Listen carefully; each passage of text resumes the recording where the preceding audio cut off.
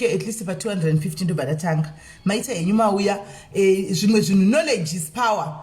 Knowledge is power, but sometimes zvimwe zvinuka tinenge tichitofunga tikuziva tisingatozivi, anditi maona tinenge tisingatozivi anditi mazviona. Saka teshi zvimwe ukaona knowledge uya utidzidzisewo, tikaona zvatawana todzidzisana. Anditi hanzi sharing is caring, anditi vanodaro kuti sharing is caring. Saka guys, ngatingwira tichingotegawo. I know kuti kuchiri makuseni, especially kuma African countries uko kuchiri makuseni, vanhu vakarara. Anditika weekend nhasi izvino ichi 11, saka kwavo ichi 9, anditika past 9, asi tosvika 250 tinosvika. Ngativadedzei guys, ngatingovadedzei tingona tosvika.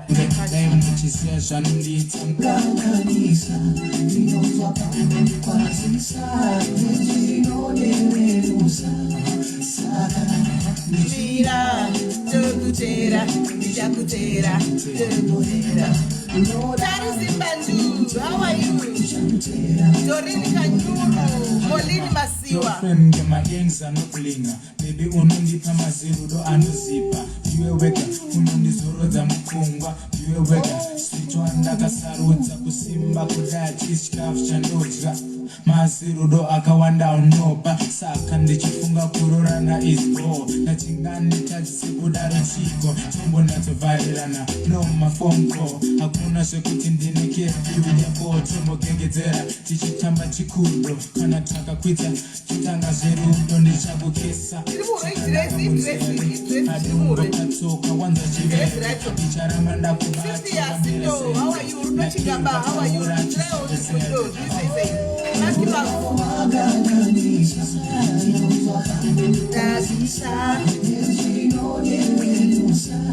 Saka, Nida, Tukutera, Nijakutera,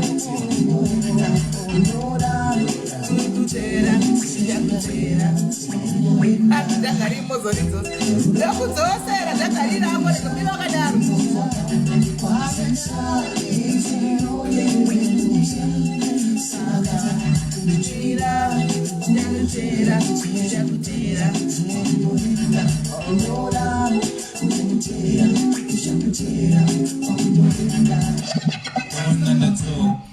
Kuba kubasa anonditsoda pauya. Guys, time chidedza vamwe guys, tisvike pa 250.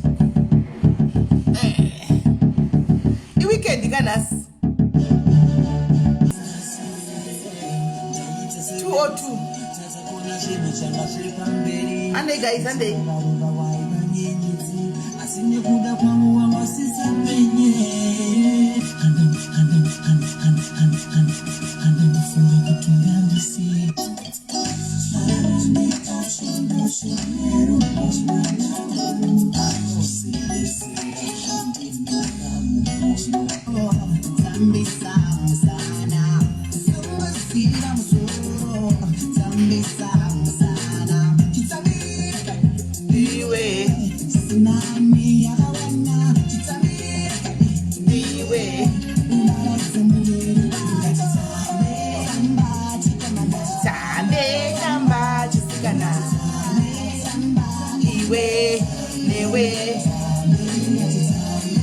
guys, let's have this from a chicken.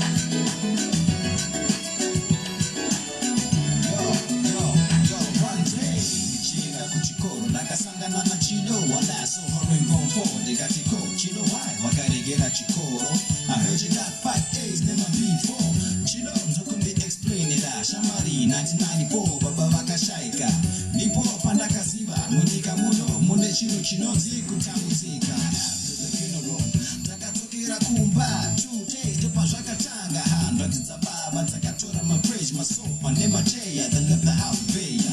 We didn't know what to do Bagapasina Mari so I had to stop school. Since the last time I saw Chino it's been a bit long but I can still hear her singing this song.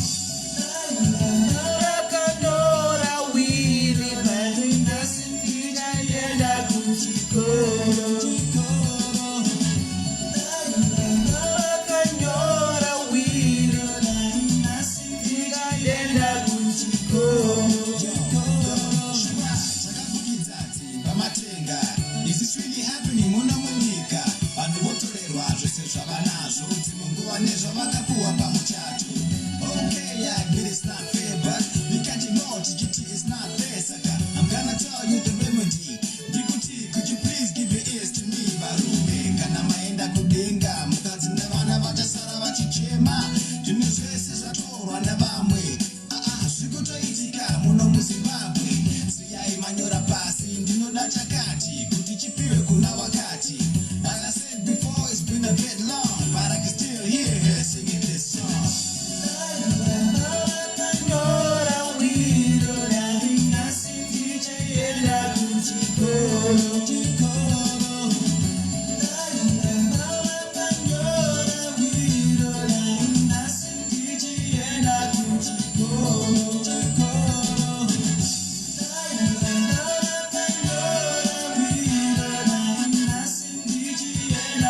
Alright guys, aiwa guys, ina handisi kutaka kuita live kana musina kusvika 250. Ndichatokurudzirai music. Itai svisai 250 guys, svisai 250. Svisai 250. Svisai 250. Svisai 250.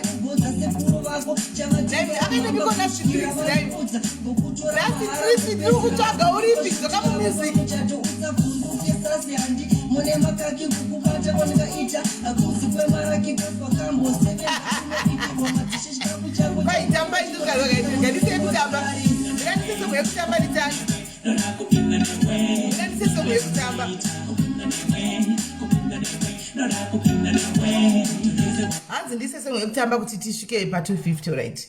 Saka arikuda kuti nditambe usho. Hai. Zvo ndogona kutamba here. Alright.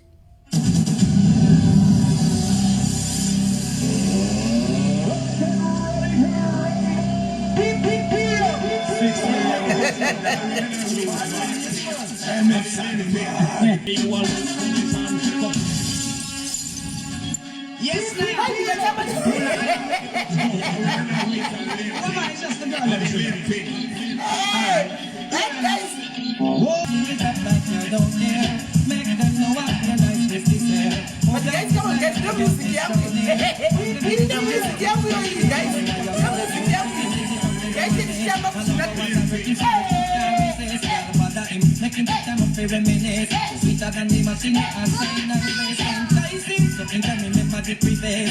Wear something that can make you see the emphasis. Can't spoil him and make sure him guide them twist. And your name is fantastic. So me want you to keep up, fling it up like you don't care. Make them know what your niceness is here.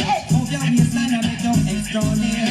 I'm gonna make you see you're not expensive. So me want you to keep up, fling it up like you don't care. Make them know what your niceness is here. Move your waistline and make you extra near. I'm gonna make you see you're not expensive. Me want you muggle with your new man, lean up on your bench. Must be champagne and enjoy it with your friends. Don't stop, show up until your ex gets sense. Cause you a go with the flow and a move with the trend. You a tease him the way how you save their gems. You must try to say you to get him and from your friends, but not please him. If you want, come and find your ends from them style that your ends get friends. So me want your jacket up, fling it up like you don't care. Make them know what your niceness this year. Move your waistline and make your extra near. I'm gonna make you see you're not expensive. You want your jacket up, fling it up like you don't care. This is not gonna noise, guys. This year.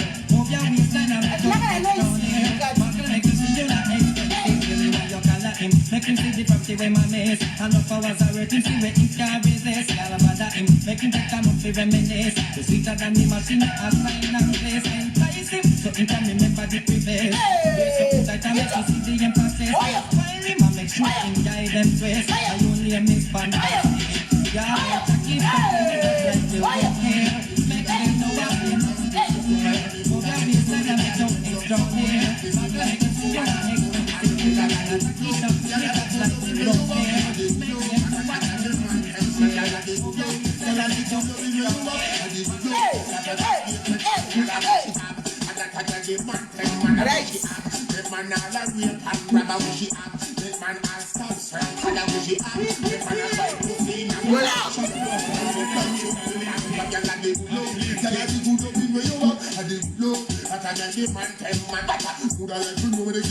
Right. Regai tipinde mnyedu ya nasa ayo tisindazama 215 hawa ndachofa. Right. Uchawo mwachiti kwanzi sichemberera ridi kukura. Wakambona chembere notamba raga iwe. Wakamboiwana chembere notamba machuni. Wakamboiwana ipi. Musha kwenyu kune chembere dzakadai. Kana kune chembere dzakadai saka kunenge kuchitotlisa musha kwenyu. But anyway siriyo nyaya yacho. Nakoti ndigare nditaura because apana shayuku yataura kuti ichembere ridi kukura hakuna chembere notamba machuni wena. Hakuna kumusha kwenyu chembere yakadai. Imboti mirirai. Tichakura toga. Imboti mirirai. Tichakura toga. Atitumigwi atiudzigwi. Right.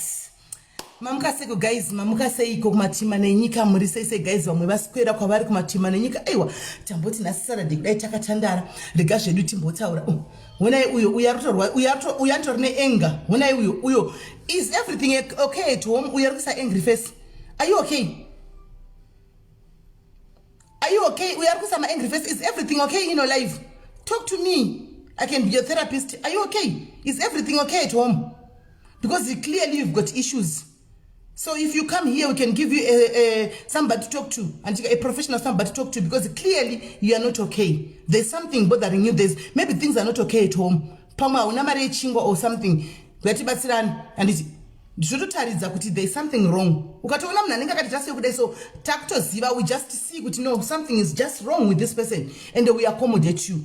And hands na ketichio and didn't kude na kunema angry face. Akatiba takubvunza tikumba ku right here Keti izvo ndiwako anditika. Right guys ndatira sirega timbotendera tichiuya panapa nditika kune vanhu zvemaskin nezve I'm not a professional somebody yokuti mungazoti no Sisimeli is a professional hevakasitanga kuti zveprofessional ini guys. Mu lockdown mess have been doing this antika online skincare lessons. And lockdown yese kune vanoziva they know antika kune vandaikumbira kuti vandisirawo mari kune dzimwe nyika vanozviziva. And I've been doing this online and I learned a lot. Antika anzi sharing is caring. Ukadzidza zvawadzidza and ukasashare nevamwe then it's wrong, because kubakare nakare guys I really wanted to go into business remaskin business remafuta business rechi, but ndandisina knowledge yakakwana saka ndaizvitya ndainyatsongojoba but ndaenda gara ndine shungu nazvo. And kusvikira ndazorecommenderwawo na somebody else kuti no number iyi kunze kwenyika but taurai muone kuti mungaita arrangements up. And then I called the school and then we started doing my online lessons and right. So guys nyaya iri kutoda kuti tingotaura zviri basically general anditika isusu inini ndo like now kuzvinatika asanda launcher I will launch anditika ndichalauncha probably muna December anditi I will launch anditika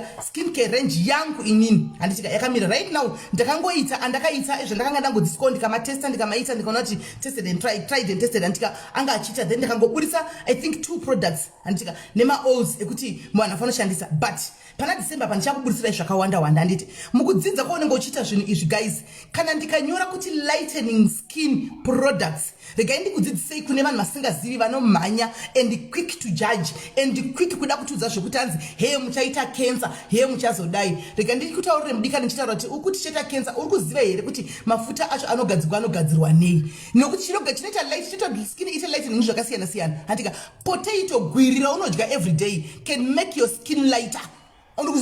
Tomato raunobika naro every day can make your skin lighter. Do you know kuti mafuta angu ini ndikusangasa nechi we have things that are called organic products. And it organic products zvinhu zviri organic andika zvinogona kugadzira ma cosmetics antika ende zvikatofaya vazhinji vamwe vamunenge muchiona vanenge vachitaura vachishandisa macosmetics akadaro though it takes time antimaona but zvinotoshanda it really works antika tried and tested zvinoshanda saka before you pass on a comment yekutiudza zvokuti hanzi muchaita cancer imbotanga wanotsvaga kuti ari kugadzirwa sei zviri kufamba sei macarrots chaicho atinodya every day antika like here for instance inini panapa anti ndinotogadzira carrot oil yangu and I do my own carrot oil yandinoshandisa inini neyandotoshandisira kune makastoma kuti kana chida carrot oil ndinokutengesera because vamwe havana time yekugadzira vamwe havaigoni kuiita and then it's very good for the skin and vitamin E I am doing yangu inini ndega ndirikugadzira yangu ndega ndakadzidzaka ndikugadzira yangu ndega vitamin E oil chaichaiyo and it's very good for the skin haingakwanisi kufunctiona isina vitamin E and most people will lack ipapo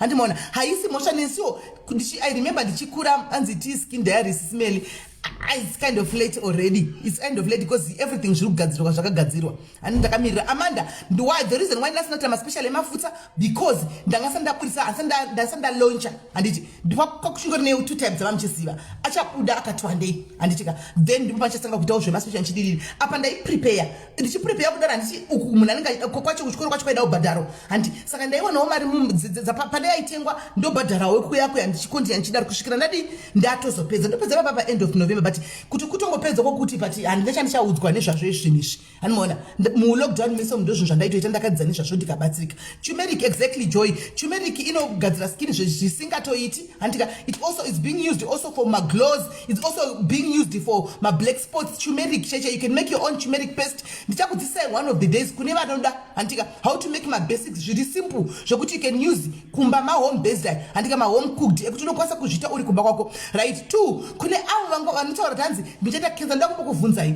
chero ndakabika a strong lightening cream ndakaitengesa handitika inenge isiri organic promix yamunoziva chinzi promix yayo handi ndakaibika imimi munodla brambi every day munodla brambi every day amufi here hamuiti here thrash mumuromo hamuiti thrash mumuromo here nekudla brambi every day saka munhu nezvaanoda nechikumba chake ini nechikumba changu kana ndada kuti ndoda kutoita 10 shades lighter ndirege ndiite iwe idla blambi yako ikoko kwantika kana ukazodzipwa nayo undione ngwako for basa rako antika plus ikokuya kutovata nayo counter every day and unogona ngovigirwa kuti chigwere ukafa AIDS kunyapa here guys unogona ngovigirwa tese kutovigirwa ukafa nechirwere saka the difference iri papi ndafa hangu kufa ndafa hangu skin cancer yangu izvo ndazvizorera ndogada skin cancer icho kana muchiziva guys one of the longest and oldest business antika in history all over business remafuta dei vanhu vaifa necancer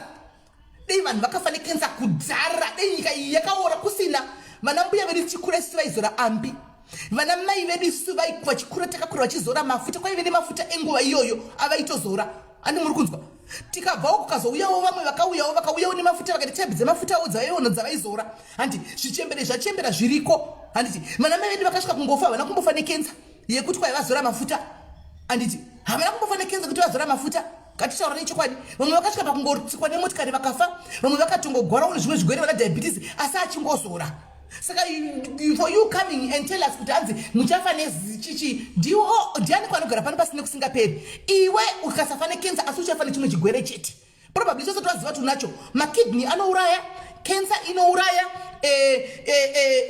moyo chaiwo unouraya gumbo chairo unouraya musoro chaiwo unouraya handika dideki chaiyo inouraya hani mazviona gambi chairo rinouraya saka chaungazoda kuti uzodanzi kwaiwazo saka ndirikugadzira skin yako nekuti kwaidotla kuti asingafi ndiani tikataudzana ipapa vanashorai the one reason why mazimbabwe dzisingabudiriri toda kutsikirirana munhu akauya achizvitira hasili yake achitengesa business rake anditi kunotowanda vanotouya kuzotsikirira hauna kudedzwa kunzi yautsikirire hauna kudedzwa kunzi mentality kundisimudzira kana ufuna chekutaura kokungonyarirawo you respect what I posted and you move on kokuuya kuzoita noise paposti yangu kuzonditaurira hazvina kuti kana ukataura kancharika kubika mafuta no unongotaura ndiwo amene ako ini mafuta kumwe and thank you for all the people who are supporting because you are supporting fully well thank you and mafuta kune vanoziva guys kuna ndinotumirazve mafuta ndinotumirazve vanhu vachidzoka vandakatanga navo vese vanongodzoka kuzotenga mafuta vanongodzoka kuzotenga mafuta saka kuti undiudze kuti hanzi azviri kana kuti unyore comment yako hainditadzisi kuti haisi kuzondisitopa unotengese mafuta because we also get to find these negative comments kune vanhu ndozvaunenge vari but tisataisa negative comments ngatimbozvifungai kuti iwewe paunenge uchiita rako business ndikauya inini lese yekutengesa mablankets ako kana tipoto dzako ndouya one comment yangu sara kuti uruti poto idzi 1000 rands ikune kwadziri kuita 400 guys ndobva ndakandazita. How would you feel? Let's be honest, how would you feel? Urikutengesa poto dzako papage pako ndouya ndoya necomment yangu kuti poto dziri kudhura idzi 1000 kwakaodha handikuzivi pamwe neclient base rako client base rako rinototenga rina basa neprice une mbinga dzako handi pamwe kwakaodha wakatenga 700 profit yako papa pamwe 200 because handi ndichienda kutransport ani mazviona saka guys ngatirege kutanga tangomhanya kuda kungonotsondokora tota business revamwe hazvinakidzi ndikaona even ndichiziva kuti pane poto dzandiri kuona exactly dzakafana dzekuita 200 pakati I'll just respect your hustle handika ndodarika ndoenda handina need kuti ndiye kuzokutsondokota papage pako paonyera zvaunoda ndo mentality yatinayo mazimbabweans hatisumukiri because inini ndauya ndiri kuadvertisa business rangu woda kutanga kuti zvikazodai kana usina chekukomenda pariko ibusiness guys chingwa cheumwe munhu handiti chingwa chevana vemwe munhu chonenge uchitozama kuda kusquasha handiti and above all iwewo urimo muindustry yekutengesawo hazvinakidza hatidi kudaro zvakaipa guys zvakaipa hazvina kudaro ngatisumudzirane kana ndisina chekutaura ndinongodarika yesi natasha muningi nawo inda kurova kana usina chekutaura chingodara nyarara andika uningire munhu nemunhu anotoziva zvaanoda ndikaposta mafuta apana mwana mudiki anonzi ari under 16 apo kunzi ari kunzi angotenga because of peer pressure vazhinji vari padiaries vanhu vakuru who are capable of making their own decisions who are capable of going out there and produce children who are capable out there and decide which men to sleep with handiti saka pamafuta obvious anenge aita decision yekuti inini tinoda kushandisa mafuta handiti saka yotozoya uchida kudzira vanhu zvokuita munhu aita decision yake apana mwana mudiki ane 14 years apana 22 years tingati apinda mupressure munhu anenge aita decision yake ndikati ndoda kuita ichi ndinoita decision yangu kuti no I want to try this anditi saka ngatisene nementality guys yekuti da kutsikirirana munhu wese anotengesa makeke hanzi nachimburisa handisi kupopota ndiri kutaura ndonga voice rangu arijaira kusvika pai now munhu wese mumwe anotengesa makeke akasiyana-siyana makeke maprice chaiwo akasiyana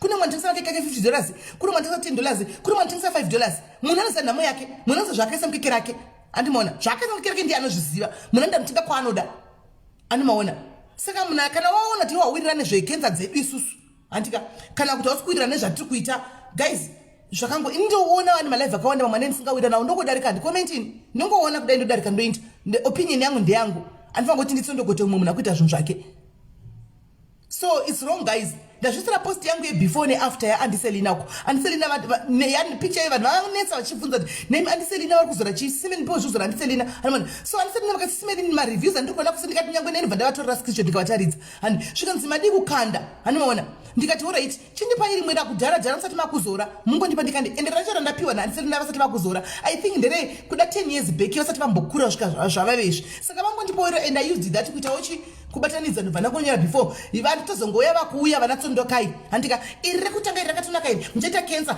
izvino munhu haangarambe ari the same zvaanenge ari 10 years ago nezvaariko zvino guys tiri vakadzi vakuru pano that picture mukatoona Anselina was very young panguva iya vasingazori iri ndire vakuzora iko zvino vachembera andimaona vakurawo vavechemberesa isu saka hamungaexpect kuti varambe vachingoluka the same kuti chaachikwambo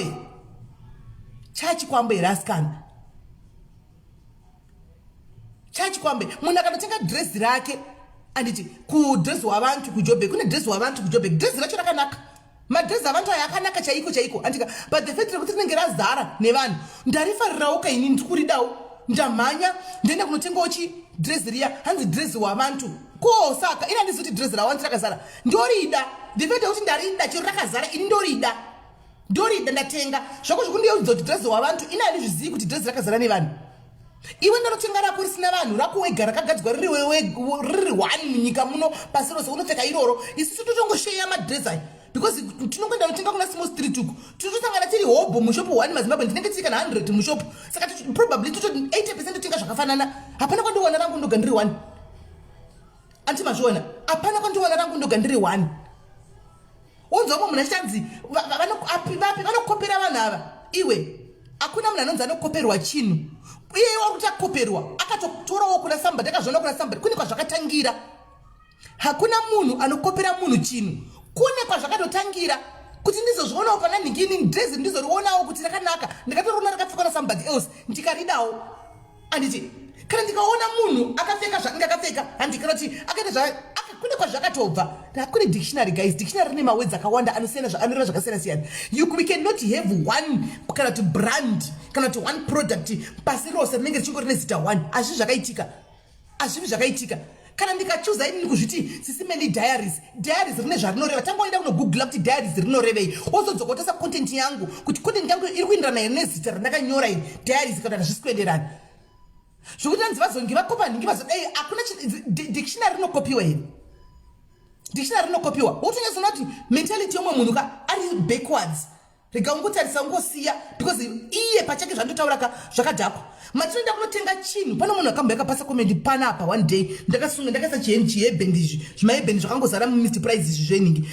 ndikaya ndakaisa hebhendi yangu panapa umwe munhu came here akati maiwe kandikutevedzera zuva vakaisa hebhendi riri ghost I'm like he bebhendi dzizere munhu ngikiri muudzi kutengeswa mumr price dzizere mastreet emtown dzizere mumachina unopinda imo moona chauri kuda handika muda hebhendi kuvhara bvudzi rako wotenga wateedzera munhu hebhendi iri kutengeswa South Africa yose ikuti South Africa yose kune mahebhendi come on utonoti mumwe munhu ifiriji iri mumba mangu nefiriji iri kumba kwa Mary handika kana Julie Mayer boys ari ku-UK tikazongoona one day mafiriji edu akafanana ndateedzera hati mashopu ari kutengesa acho vana nigikiri vanotengesa mashopu ava vanoita zvekugadzira furniture anti mashopu acho mari mafranchise ari kwese kwese chicken in yamunonzi KFC haiko here ku-UK iriko KFC hakuna here kuno ku-South Africa iriko ndioni kwandakabata KFC kwewatwedzera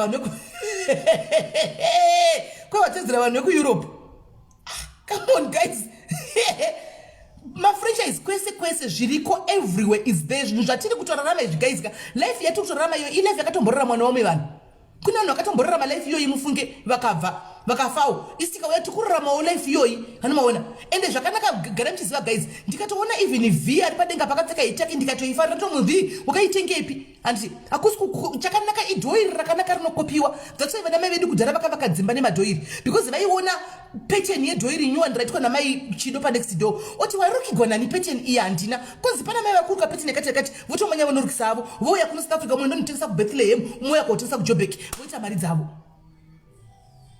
andimazviona saka ndati ndikudzekesere ndikudze ipapo handiti kuti aiwa chinhu chakanaka chinokopiwa anditi ende hakuna chinhu chinonzi chazokupa komunhu no zvatiri kuita zvinhu zvakatoitwawo nevamwe vanhu handimona ndotinenge chikutedzera tichingoinda saizvo tichingodaro anditi saka mukaona munhu aita hasi like guys mukaona munhu akanda even ndikuadvertisa kana chikoro vanhu voya vachitsondokota come on guys somebody is trying to earn a living here. Somebody has opened his or her own business. It takes a lot of things to open a business, guys. And as if we net 10 cents can 10 rand. It takes a lot of energy, a lot of concentration, a lot of cash to uvure business rako. And then when she system in the chikoro changu vedu ndibatsire kuti ndimakete chikoro ichi hanimona funga kuti chikoro chovugwa nemari guys kuti uregister antika ugozesa mari yako kuti maybe paitwe mari renovations padidi panenge pabuda mari yako ugozo hire staff panenge pabuda mari shinu hanimona oti sona simeni ndimi maybe munenge mune mabhururu enyu kuna diaries family yenyu diaries ndi advertise reyo ndoya munotaka kutsondokota chikoro. It's not right guys, it's not right.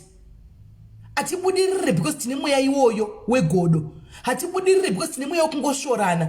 Handiti tine mweya wokudzikisirana. Azvire kuti ndika advertise chikoro chemunhu uyu abva atosumuka kuita president because of chikoro ichocho. Kana kuti ndikaitengesa mafuta angu ndobva ndatoita mazimane kuti mangwana chato aiwa. Handiti ndezve kurarama ini nemhuri yangu. Handiti iwe ndikaona kuti hasoli yako kauya simeli ndimaketerewo ndinotongokumaketera. Handiti ndotongokumaketera kuti vana vako vararame vaende kuchikoro. Ngatibvisei mentality yatina yevasikana. Handiti ende muchitarise vanhu vanose macomments akadaro vanhu kadzi. Vanhu vanose macomments akadaro pese vanhu kadzi. Avasi varume havaoni pazvinhu zvakadaro. Vakadzi vazhinji ndo vanozara ipapo vachisa macomments ekudaro. But iwe uri mu business, you're also doing your own business. You're really different. You're also doing your own business. Ndikauya onchidaro unonzwa sei? It's wrong. Ngatigadzisei ipapo. Right. Tuende kunyaya yemafuta. Yes, it's going to be their criticism, we understand. But in those and kutaura gatsa tsikirana business yomwe munhu. Criticism inototoida because into tisimuke. Inotisimuka handiti. But instead yekuti criticism yako itsondekete business romwe munhu ngaite positive criticism. Handiti ngaite positive criticism. Uyane positive criticism zvamaita nezuro kuti wig iyi. Handiti that was a positive criticism. Zvokuti inochera itoseka.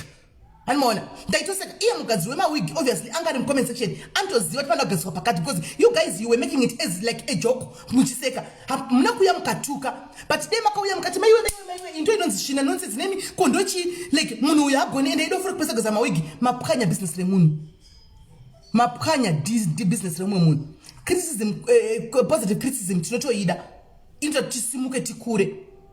Anditi but kune matauriro atinozozviita mamwe acho ndekutsondokota kuti toda kutongomudestroya ndo mazhinji atinoita isusu vanhukadzi hatigoni kuadresa positive criticism yedu mune zvakanaka.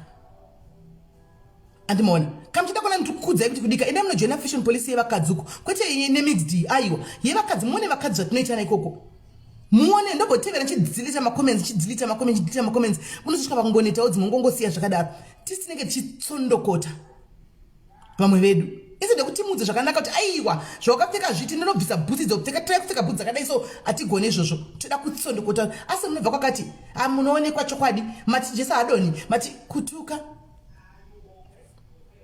Amen. Nangoti nditaure then takuda kuenda kunyaya yedu yemafuta yatoda kutaura nezvayo yandavinga panapa yeskin handiti guys mafuta edu aya ane mafuta akasiyana siyana.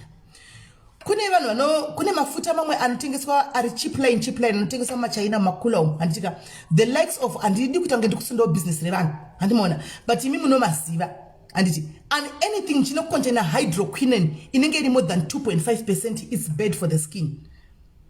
Andi muri kunzwa it's bad for the skin. Mukaona mafuta ako achicontaina hydroquinone inenge iri more than 2.5%, don't ever put it on your skin. Mafuta ndikutaura munomaziva. Mafuta anotengeswa murodhi musititi ema 60 ende mafuta ya hydroquinone yaya pachayo regai ndikudzei guys haide zuva. Unoona mafuta iwaya ndiri kutaura unoona akalainiswa pazuva muJoburg akaitwa line pazuva ipapo akalaina ipapo iwe obva waenda handi hauzivi knowledge nenda zvitawo atidi kusaka chiisana pasi pebhasi toda kungodzana chokwadi handiti wotoenda paipa unototenga mafuta aya asi kuti pazuva handika dhanganyiswa neziva kudhara handiti iwo pachawo uyo anyora zita rake ranyora mucomment section shelter yes the likes of those ones handika iwo vana Caroline na BioClear ava nana chichichi and we are very content totaura nezvemazita because inyika dzimwe dzisiri dzemuno handimona mafuta aya guys tarisai muone handiti munogona kuesa unogona kuona manenge akatonyorwa kunzi 2.5% iyoyo but ukazotasa mashandiro anoitaka unozviramba hakuna 2.5% ya hydroquinone inenge yakadaro hakuna because anokuchinjisa color within a week unenge wachuka kuita bakuita kuchuka kunjenjemera within a week apo wabuda ma green veins maoko esaya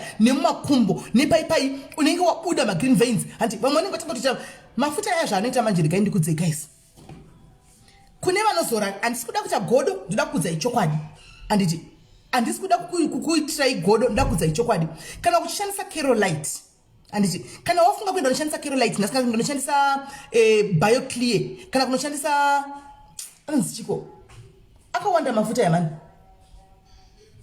akawanda mafuta ya anonzi kudiko Carolite Moveti handitika vana Moveti vana Lemon Veti vana chi kana wafunga kushandisa mafuta iwaya handitika chimashana hanzi light up I haven't done a proper research about light up ndichaita ye light up ndamboiona kuti yakamira sei asana mboita proper review ye light up ishi ndichaita ndongonzwa vana chitara nezvayo carotene oil is good penia but carotene cream handika ne lotion be careful ndichakudza kuti makaenda kudza kuti carotene oil is good right munotenga ediprozone iwayo mutenga mafuta aya anenge agara akaiswa pazuva paunotengesa pamuJoburg ari kunopisa ndingozati whether kuno kuAfrica kunoko zvikuru sei vari kuAfrica ndo vandiri kuudza izvi anditika vari kuAfrica weather yedu kuno kutagara tine harsh condition yeweather kunopisa zvisingatoiti kunopisa animaona and then mafuta aya ari kutengeswa akadisplay wapa achareva probably for 3 months aripo pazuva iyo pachawo mafuta aya hatigoni kumashandisa haadi zuva wonotenga woya kumba handitika womuka makuseni uchizora handiti uchinda kubasa pawazora kupedza kuvhura mafuta ako wabuda gedhe rako uri kunokwira kombi maybe 5 kilometers kana 3 kilometers kunokwirwa kombi uri kutsondokota muzuva imomo uchienda kusuva kunokwira makombi muri kuona kuti kudamage skin yako zvakaita sei izuva rega kai muna magara mune hydroquinone haitodi zvese izvozvo hanimaona right chirega ndikupei tip kune vanoda kushandisa Kerolite macarotene aya mamwe esanga chitogwa mucomment section. Those products guys truly speaking adi kunyepa anoshanda but anoshanda kwa short period. Ma products aya ndaya ma quick solutions yekuti ukamazora kuvhikira kutopera guys unotoona wega kuti maybe patove ne a very massive change. Right, kana wafunga unotenga mafuta ako 70 rand 100 rand iwaya anti kuti mashandise musazore mafuta aya maskati haazogwe maskati mafuta aya munozora mafuta aya ya muchirara please muri kunzwa zorai mafuta anyway regai nditaura kuti any lightening cream kuti zvishande zvikushandira zvakanaka andika use them usiku uchirara makuseni paunobuda uchienda kubasa tenga SP inonzi sun protection yako yaya andika 50% chayo 50% upwards you apply that one. Don't apply mafuta akwai, you apply that SPF 50 60 zvichienda andika wozora iwe uenda kubasa animaona kana kutenga carrot oil yako kutenga turmeric oil yako kutenga mamwe ma oils ako and then wozora ma oils iwayo you are good to go kubasa. Kana wadzika kubasa usiku wakunorara paya wogeza wozora maproduct. Don't ever use them uchibuda panze you thank me later. Handri kudzai kana uri kuda kushandisa iwayo wana Kerolite ndakutrust me guys mafuta anoshanda ukasangana ne asiri fake inenge iri original anoshanda muno bleacha makurara even that bleaching akuna what runs bleaching lightening muno lighter skin yenyu makurara sunscreen is a must guys but before you use any other product here kumeso skin lightening I hope zvandiri kutaura panapa zvichabatsira mumwe munhu kana zvichakubatsira 2 or 3 andika Maggie tichasvika pane zvawataura right Maggie shes tichasvika pane zvawataura ipapo right macomments ato ndisebe cheta nchibvisa macomments I hope pane vari kubatsirikana anditi so uchinotenga any lightening product any organic product yekuzora kumeso yauri kuda kushandisa anditi before usati waishandisa guys this is a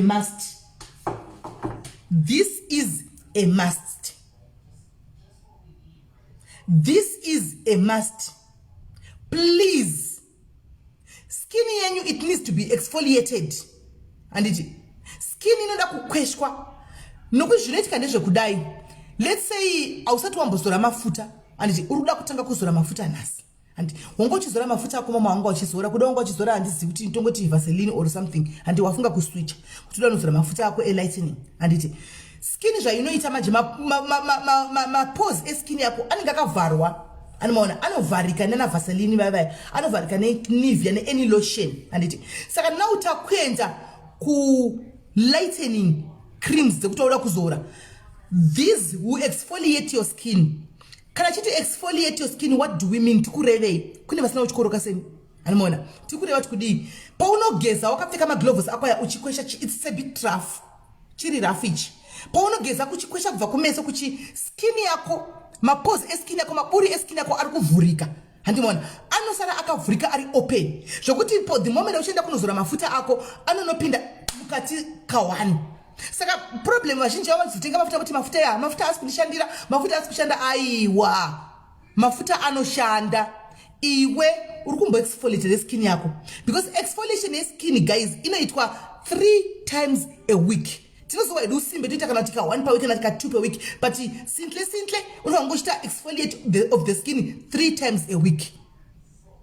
3 times a week. Shumbres boss ukapinda mu Clicks kana mu Discam and kana any pharmacy andika unotenga this anotengeswa they are not that expensive, they are less than 100 rand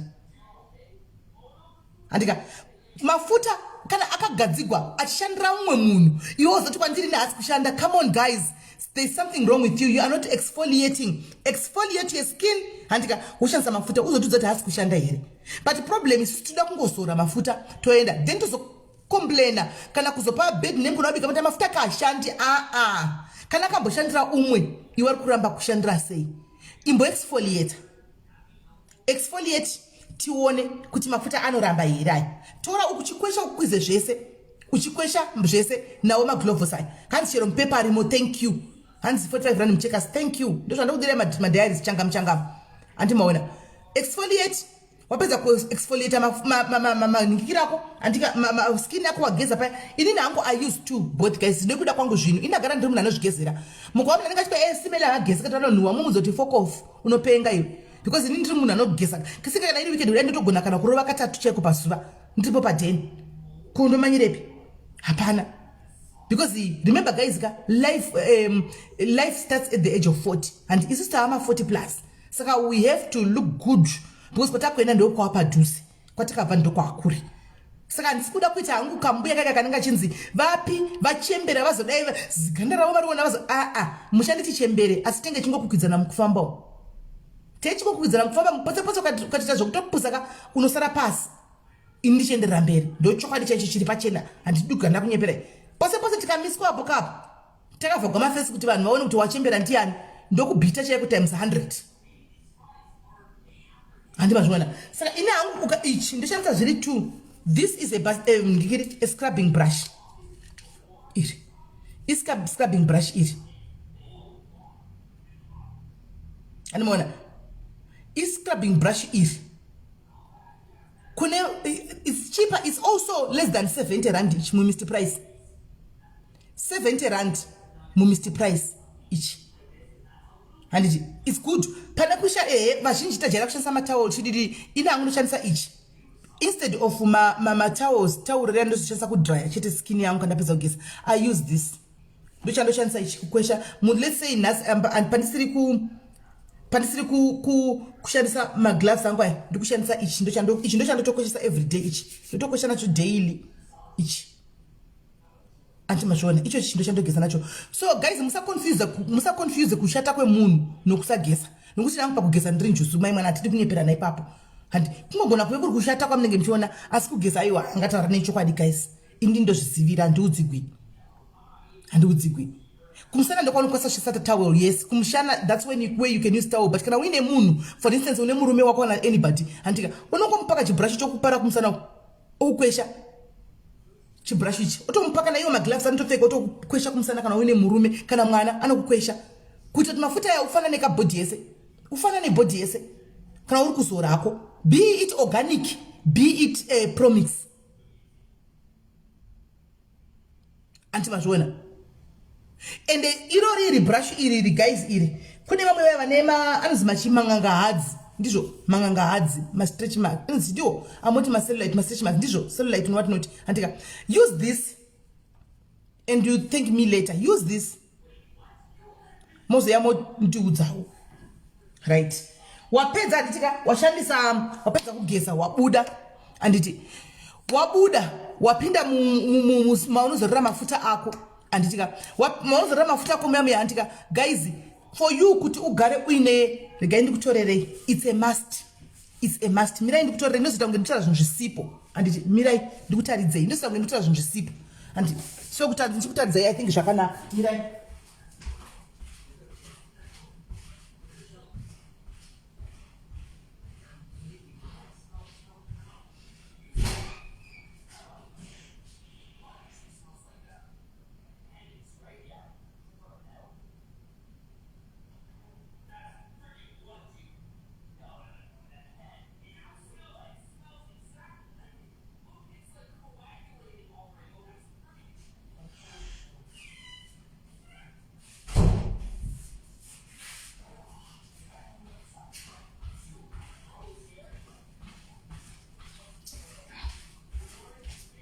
Things you should always have in your bedroom. And this is my carrot oil and you can see guys the color. I made this myself. And carrot oil it's a must but before I kunozora carrot oil ndutara zvemakuseni anditi ndizvemanherunda kudza kuti chigeza mafu unoita sei mafuta ko ekutsukisa aya unoda ekuningira ndo unodi aunoshadzora wakuvata ndutara zvemakuseni uchimuka papa wapedza kugeza nditika carrot you can see kuti ndikatodai sento carrot ishi right uchipedza andika ndinotona skin yangu andika I tone my skin. I use this This is what I use to tone my skin. This is what I use to tone my skin. Handiti cotton wool yangu ndo tona anditika skin yangu ndo ningira ndo tona skin yangu meso anditika ndo tona skin yangu meso makusenai ndatona skin yangu these are azvina nezuva izvi hazvina kana basa nezuva izvi andimona hazvina kana basa izvi nezuva wotona skin yako andika kumeso uko wapedza tona skin yako andika and then you apply kune you guys kune vanoda vanokwanisa kana uine patience the skin you can use this is very good vitamin C and orange is vitamin makanda orange aya they are very good for your skin amuzvizive chete Dr. Rachel skin serum ya Dr. Rachel andika you put it andika unongoitora as it is right now anti maenda kukanganisa glow yangu kaini kumeso kwangu ndazora ma oil zangu glow anti then you just apply it to your skin anti mukona you just apply it to your skin anti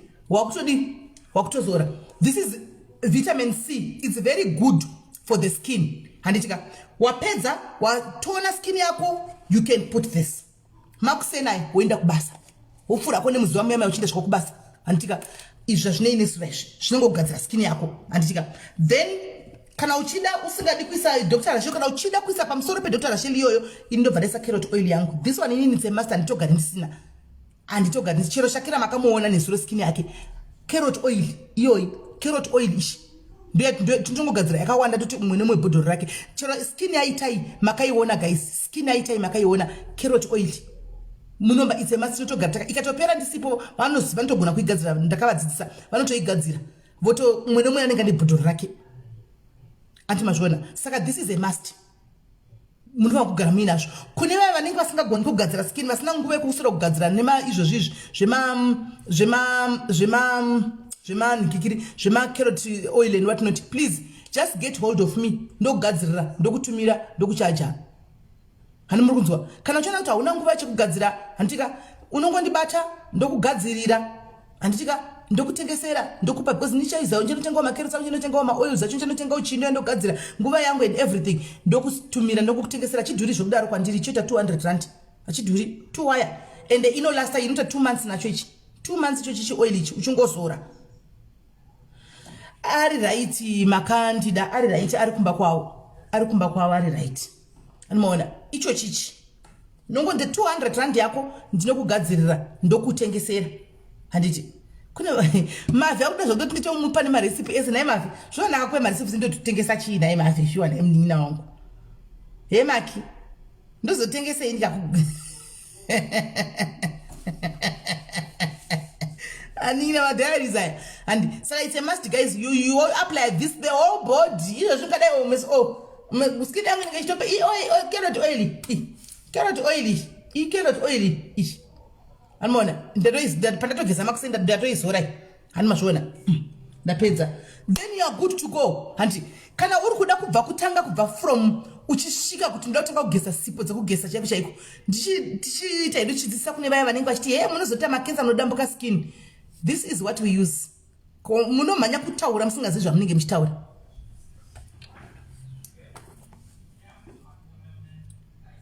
this is black soap. It's very good for the skin. Murkuona black soap is very good for the skin. Anomaona very good for the skin. Kuti muise black soap ish. Very good for the skin ish. Ndepa Dr. Rachel foot ish. So if I take this, anoda kushandisa black soap, this is it, right? Anoda kushandisa carrot complexion soap. These are organics. What I'm showing you right now, guys, are organics.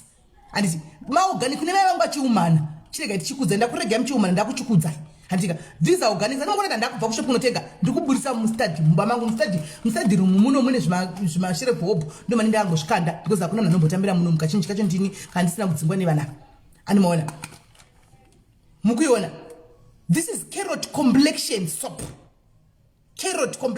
icarrot iragadzira sipo iyi I can make this inini personally anomaona ndagadzira sipo yangu yekeroti handiti wona zvinoitika ndatsvukirira woti kwai uri kubleacha muchaita cancer nekeroti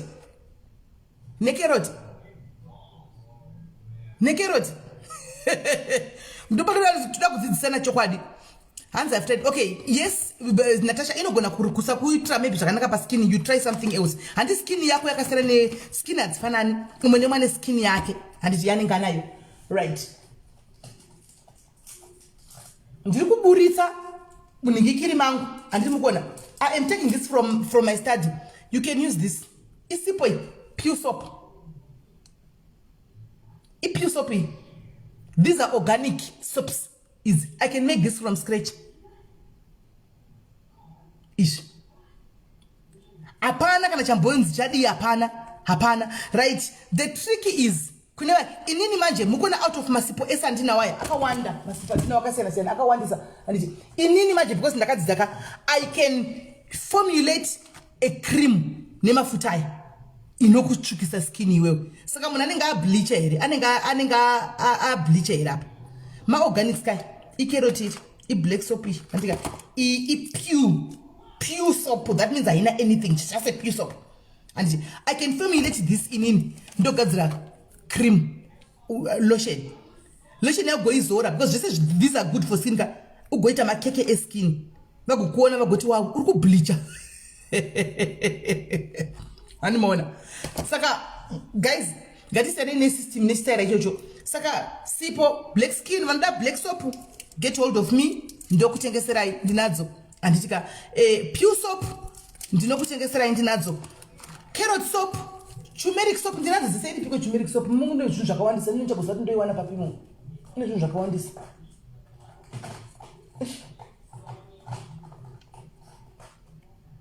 Zvinhu zvawandisa izvo. Zoti ndoiwana papi. Handiti turmeric soap zvese handiti kana uchida you can get hold of me, I'll sort you out. Right. Toba ipapo. Toenda panyaya yekuti okay, ndachitaura chimwe chinhu. Vanhu vakawanda vakadzi vakawanda vanonetsekana nenyaya yema-armpits. Aya ma-armpits angu aya. These are my armpits, guys. Mukumaona ndizvo. These are my armpits. Mukuzvionera. Ma-armpits anonetsa vanhu vakawanda because ma-armpits anakawanda nepakati pemakumbo apa. Vanhu vanosviba. Like kana uchifamba handitika unosviba pakati pemakumbo apa. Handimaona ma-armpits. Kana une problem yekusviba ma-armpits, guys, wapedza kugeza, one thing that you can do handitika uchiri kugeza wapedza kusheva handi unotanga washeva musazonida mune mazivhudzi enyu anenge nhoro yakawanda mauswa moenda monoita zvandikudzai zvine mazivhudzi. Unotanga washeva first hapwa dzako handiti washeva hapwa dzako first handitika right. Nati be very careful of fake things. Be very, very careful of fake things. Ndikushikapo. Right. South Africa ndichakudzai mirai. Ndo mistake yamunoita yeku tinorecommendana tisingazive the secret behind zviri kuitika. Right. Saka uchipa kugeza papa andika chimwe chinoita chinogona kuti skin yako umukati ibve black yaya ukageza nti dombora kana une dombora unogezesa kana chibrush cheche nambotaura cheche ichi chibrush ichi andika wokwesha andika wokwesha wapedza kukwesha wabuda papa andika you can either apply even lemon. Kana une lemon cheche take lemon udaiso handika kana uchi lemon chikuita kuti skin yako ive sensitive handika ive a bit sensitive lemon rako handiti you can just take even to Vaseline twako wozura handiti just like that. Then there is a cream kune vanoda cream idzo yekuti munotochena inini hangu I use that cream. This is the cream ish. It's organic as well. And more, it's organic as well. You buy this cream, you apply my armpits ako uchifamba ina ndu yandoshandisa because ndoteta kunyanya kukwesha ndoteta skina ndoteta ndonya kutachokuteta zvezve. And more, saka ndo I just use this cream ndoshandisa andika ish. Do cream ndoshandisa ish. Yema armpits. So you can use this and you come and thank me later. Kana one my armpits matemate mayai and it kana my armpits akashibaya. Use this, then you thank me later. Only my armpits. Right. then pane mataura danzi sipo nemacream unogona kuona muJoburg zviri ma15 rand mashops. Guys, in South Africa muJoburg mune company that is manufacturing fake things. Sometimes maproducts amunotenga handika anoramba kushandirai because you what tenga chinhu chiri fake. Handiti vari kugadzira mafake akawandisa pane every lotion kana every cream that you are using, make sure it's not fake. Mafake ndo awanda muJoburg town kudarika original, because the fake area vanenge vachidzodesegwa kana nema 5 rand 5 rand kodesegwa. Saka mafake akawanda unoitenga ugozora igoramba kukushandira zvachose ugoti hazvishande kana kuti instead yekuti ishande inogona kutokuvadza skin. Watenga chinhu chiri fake, watenga chinhu chiri fake. Saka vanoda iwa ema-ampisi vari kutsvaga mafuta ema-ampisi, cream ema-ampisi, you can get hold of me ndokutengeserai. You can get hold, ndiri kubatsirai guys, asi ndichiita business ranga. Saka ma-ampisi kana manetsa we kuno I will sell to you this cream ndokutengeserai creamy. Tukuenda kumanakuzi moda kudzwa zvose, saka ndotengesei. Ndikakuudzai zvose indotengesei guys. Indiri pabusiness kai ndiri basa rangu, asi kusherawo nemi knowledge kakuna kushata. Anditika kusherawo nemi knowledge kakuna kuipa. Zvino kana boda kuzoziva zvose guys. Kaona the next thing makuti chibika mafuta tichiona zvatopera vanoti dzakunda kuchikoro. Come on guys, mondibata sotai out ndokutengeserai, right? Saka mafeki akawandisa muJoburg. Be very very careful. I don't know how kuti muchazvita sei. Kungoti handina magaba enyu ayaya ana Kerolite nana chichichi. Ndandichakutaridza iwo kuti fake inenge yakaita sei, original, what to look for. Kana makunotsvaga mafuta enyu ana Kerolite aya kana vana BioClear kuti ukaona chakadai so fake. I know fake if I see one. I know original if I see one. Ndinoziva pane ma difference aripo kune vanoziva. Andina manje magaba acho ndina ndinawo ndichaita manje chero ina ndikwanisa kuti ndimatenga nchimaisepi because apana munhu anoshandisa mafuta iwayo pano antimaona. So ndikasangana negaba reKerolite reoriginal ndichakuvigira ndotadza iri ndo original tasai chakati mungana risina ichi ifeki. Mafeki ndo akawandisa even kubva kumamoveti chaiwo mafeki akawandisa, mafeki akawandisa. Kune vari kuda kuzodzi one day rani ndakafarisa ndichakuvigirai one formulating ndokuti say how to do a lightening cream yekumeso kwenyu, maybe one chete anenge abata wanenge asina kubata musezo yako inbox wangu chindibvunza tukwanzi mazidi mukadini ndende panenge ndokukudzai papa zvikatodarika zvadarika musazondibvunza kuseri. Ndichauya ne1 handika ndokuvigirai organic yacho, toita organic yechinhu chiri organic, tapedza toita promixing zvakare. Promixing ndevaya vari kuda kuita ma4-5 shade lighter. Ndotokutadza kuti this ukasabata weipapo iyo yako. Yes, vamashandisa coffee. Yes, coffee scrub cheche. Coffee I think it's a little bit too expensive because considering kutenga gabare coffee uchizo exfoliate ka 3 gabare rana nikikiri kurema coffee andisi yangu asana mboshitry yangu but ndofunga kuti pamwe rinenge riri zvinogona kuita expensive andisi yangu but vanoshandisa. But also coffee antika it's good for scrubbing. Antika it's good for scrubbing skin kubvisa makoko skin neta makoko eshina musingaoni guys. Skin kana mchifunga ndikuda kuti kamchiti ndikunyepa regaiti dai so triple life right now 349. Iwe umwe nomuri kwaurika idai so idai kana maita kudai so mundipe signal idai itai so itai so kana maita so mundipa signal hatipa malesen kuzisana kana ndinogadzira ima stretch marks ekuti aufoka riona futi tsitsi munoda wafa maita ere kudai mundipe signal, right? Signal yauya idai so kuseri kwenzeve ngono para kuseri kwenzeve kudai so para kuseri kwenzeve mudai so para kuseri kwenzeve ngodai so mudai munudza kuti mukunzwe mageza nditi mageza makuseni para ngodai munudza chinudza munudza kuti muri kunzwa smell yakaita sei mageza makuseni ndichika itai munudza mu comment section kuti zviri kufamba sei, kuti mune smell ipi iri pachigumo apa, pane smell ipi pachigumo apa,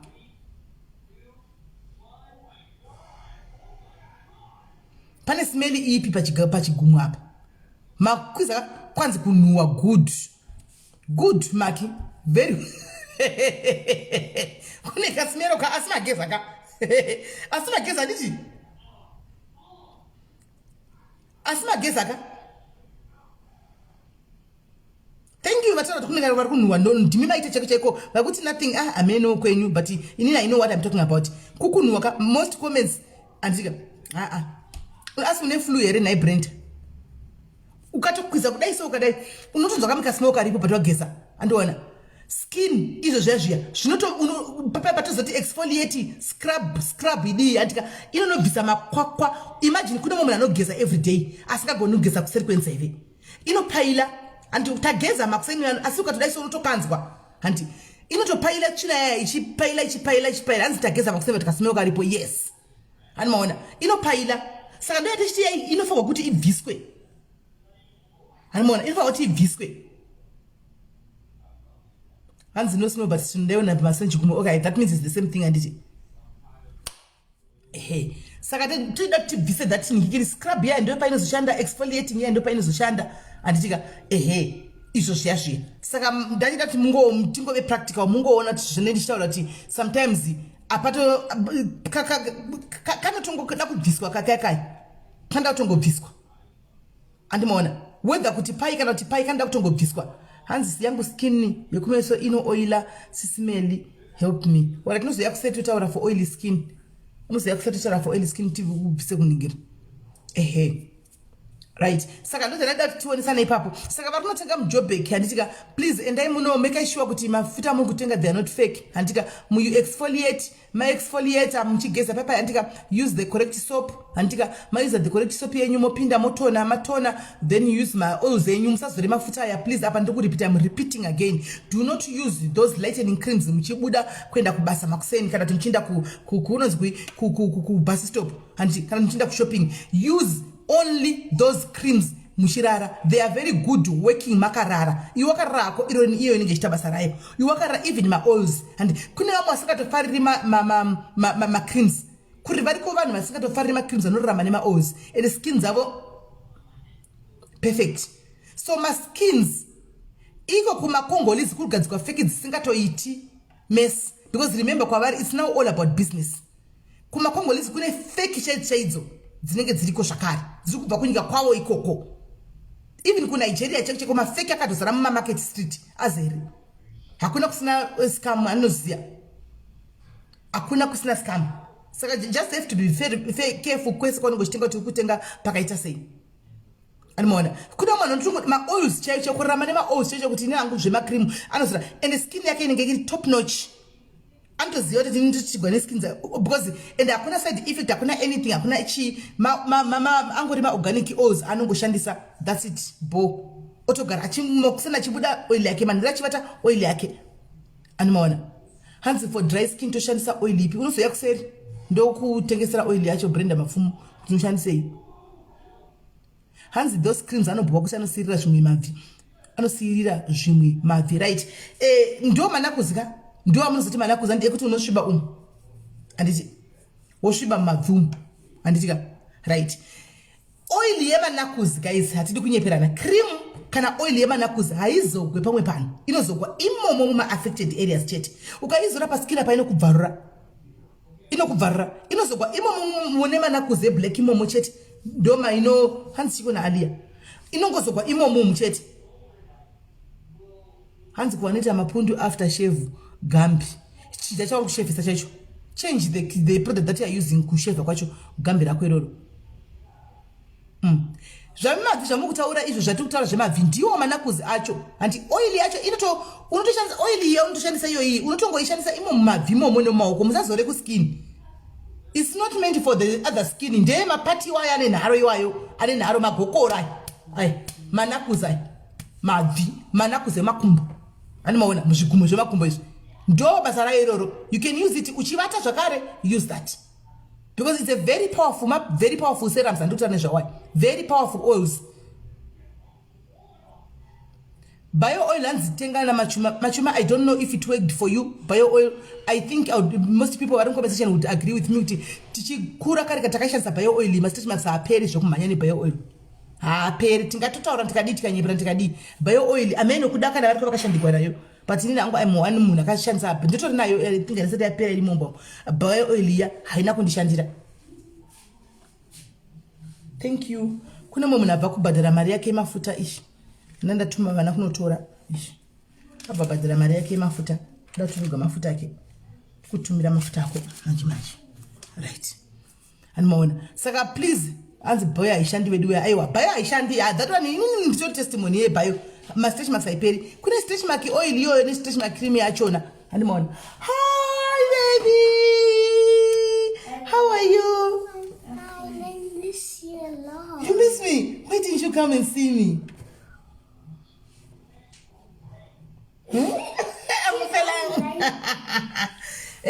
Kisha Maria Kelly. This is Kelly's friend.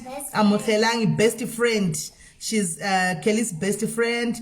Our weekend. She's come for the weekend to enjoy. Come, baby, come. And her younger sister. What's the name of her younger sister, though? By the way. No, but in English we call her Olerato. Olerato. That means he is love. His love. So you meaning now amuhelang uyu vayakuzotamba wena Kelly vese vanenge vachitamba na Kelly and Bishop serious good samaindo samikane sharp that's chitsuro chapinda busy. Are you not scared of it? No. You're not? Oh wow. Okay. I will teach you. Right. So yeah, zvana izvo yakutamba zvaya weekend kutamba zvibhuru zvakeli noise yacho nasi zvakaoma right. Saka ndandiri papi ndandiri pamanakuza nditi right kune vanoita kune vakamboshandisa mafuta kudhara zvandataura pese apa pandataura apa kumasuroko pane vamwe vana ndotaura kuti bayo pe muchielele bayo haishandi zvayo bayo haishandi zvayo bayo inini amen kuda kune vamwe zvizvo maskini achisiyana maskini anosiyana kafuti remember but ini kwandiri angu haina mbvura yakandishandira andika so kune vakambozora mafuta okudhara vana atataura vana Kerovet inonzi dziriko idzo dzidzi andika vakakanganisika anzi komunetsiro menyu vane katsiro kavo kavanotamba nako kakeli animaona anzi mavange ekutsva I don't know ekutsva ndikutaura zvemafuta right. Saka kune vakashandisa mafuta vana BioClear vana bio oil vana Moveti vana Lemonvet vana Chichameno munomaziva ndikutaura handitika guys ukakuvara skin handiti tissues skin tissues ako akadambuka akaita damaged nekuda kwemanhikira handika unozouya kwandiri nini I will sort you out unouya kwandiri handika inonzi tissue repair cream handiti tissue repair cream ne tissue repair oil zvinokugadzira matissues unombomira zvekuzora kana wazouya kwandiri nditokudza kuti chimbomira kutenga zvekuzora handiti chimbomira kutenga zvekuzora ngatimbotanga nekugadzira skin yakadamagedwa nemafuta akamboshandisa before iwaye pasi pemutai kana kuti mafekai kana kuti ukatsva muzuva imomo ukakuvara skin tombomira ndi tombotanga takonzentrata nekugadzira matissues ako iwe because matissues ndio anohelpa kuti skin ive ifunction zvakanaka ive right handi totanga tagadzira iyoyo matissues aya handika matissues akanaka then you are good to go handiti so uya kwandiri nini aya nditomapeka asati apedza kupekwa aya asati apedza kumapeka ari kupekwa aya ndo kune vanozobvunza kuti mafuta tinozomadhaya nei kuti tizotora makala satoda kuti mamwe ndeyepinki mamwe ndeyeyellow mamwe ndeyechi handiti mafuta tinodhaya neizvizvi ipinki. If I want pink, I use this one. Like I am ndakatomatenga because ndinomashandisa pama aripi mafuta ndinomashandisa pane aya andimaona ndinomashandisa pane aya. So kana ndishandisa usewaya aya ndakamabika kusora nezuro ndakashandisa banana andimaona ndakashandisa banana opane iyi anditika anditika unenge achinzi maflavors ekuti uchinje color yezvaunoda. You can make green, you can make what anditika then chimwe chandingakukudzai chiri basic chi kuti mugare muinacho chamunofa kuti mugare muri basic munacho ndakudzai zvo vitamin C anditika vitamin C Dr. Rachel for serum yes then kune oil ye vitamin C is also good for the skin.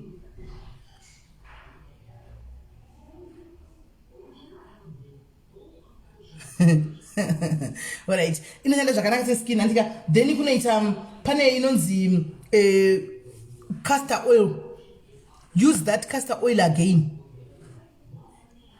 Hanzi ko tissue oil ye skin repair ye face ye cream ye Justin. Andidi kunyepa andinamboshandisa Lucia. Ndinganyepa andidi kunyepa tissue oil andinamboshandisa Justin kana kuti Evon ma tissue oil handizivi. Andidi kunyepa ndidi kutaura zvakwanisina kuswera. Zve Justin tissue oil Justin handizivi. But I think iwewe kana uchitengesa kana kuti kune ukambotsvagawo vamwe vanhu vakamboitenga vanogona kukupa ma results. Because kana munhu akati yakandishandira andiona that means kuti inoshanda pamwe inenge yaramba yokushanda kuskin kwako iwewe but inenge kana munhu akatombomuitira that means it's not fake inenge ichitoshanda.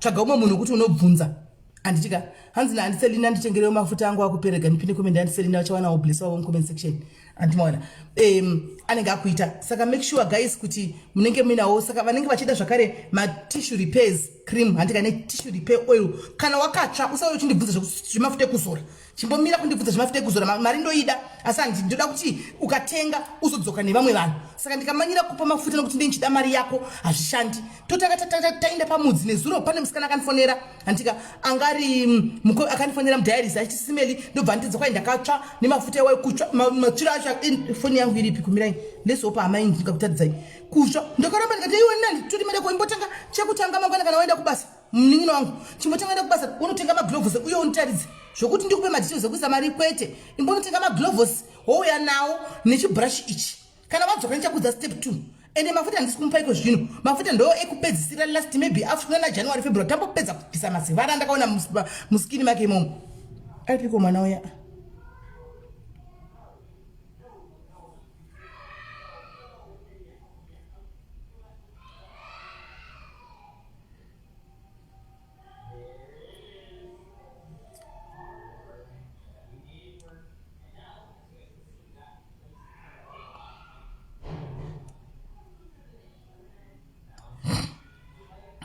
guys chikuitika ndechekuti ndakabata contract yangu imwe kuZimbabwe first contract yangu yekusupply mafuta kune imwe pharmacy kuZimbabwe saka ndivo vari kunditi ko hausati waningirira saka ndida kuvafonera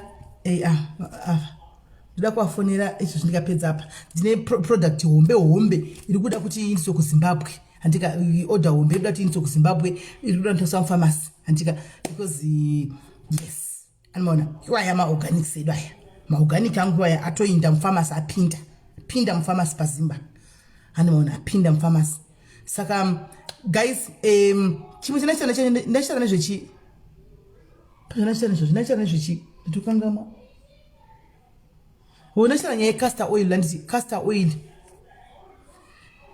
yo aliya ndizoiwana time yekubika mazi quantities mazi wobhoiwa akone yangu nechi utoku nchaona tindoki zvinoita here then ndachitana zvecastor oil guys also castor oil tenga castor oil is good for the skin as well handika it's very good for the skin castor oil inoshanda zvakawanda you can even use it for constipation kana wakawa kuti uri kusungiwa mudumbu handika unokwanisa kuuza pa constipation inoshanda zvinhu zvakawanda castor oil I think ine 30 or 25 benefits nichakuvigirai zvangu one day ma benefits ecastor oil so if you got it just you buy it handika you can use it to tone wapedza kutona futi nayo wozora futi handika then you tell me later and Mona, then you told me that Julie, my photos don't worry, Musan shall launch a shabuda, don't worry, Musani Manire, and the Bussa photos one double one Musona, Musan shall launch a Mishama and Jimmy and Chimchanga Kumana Panap.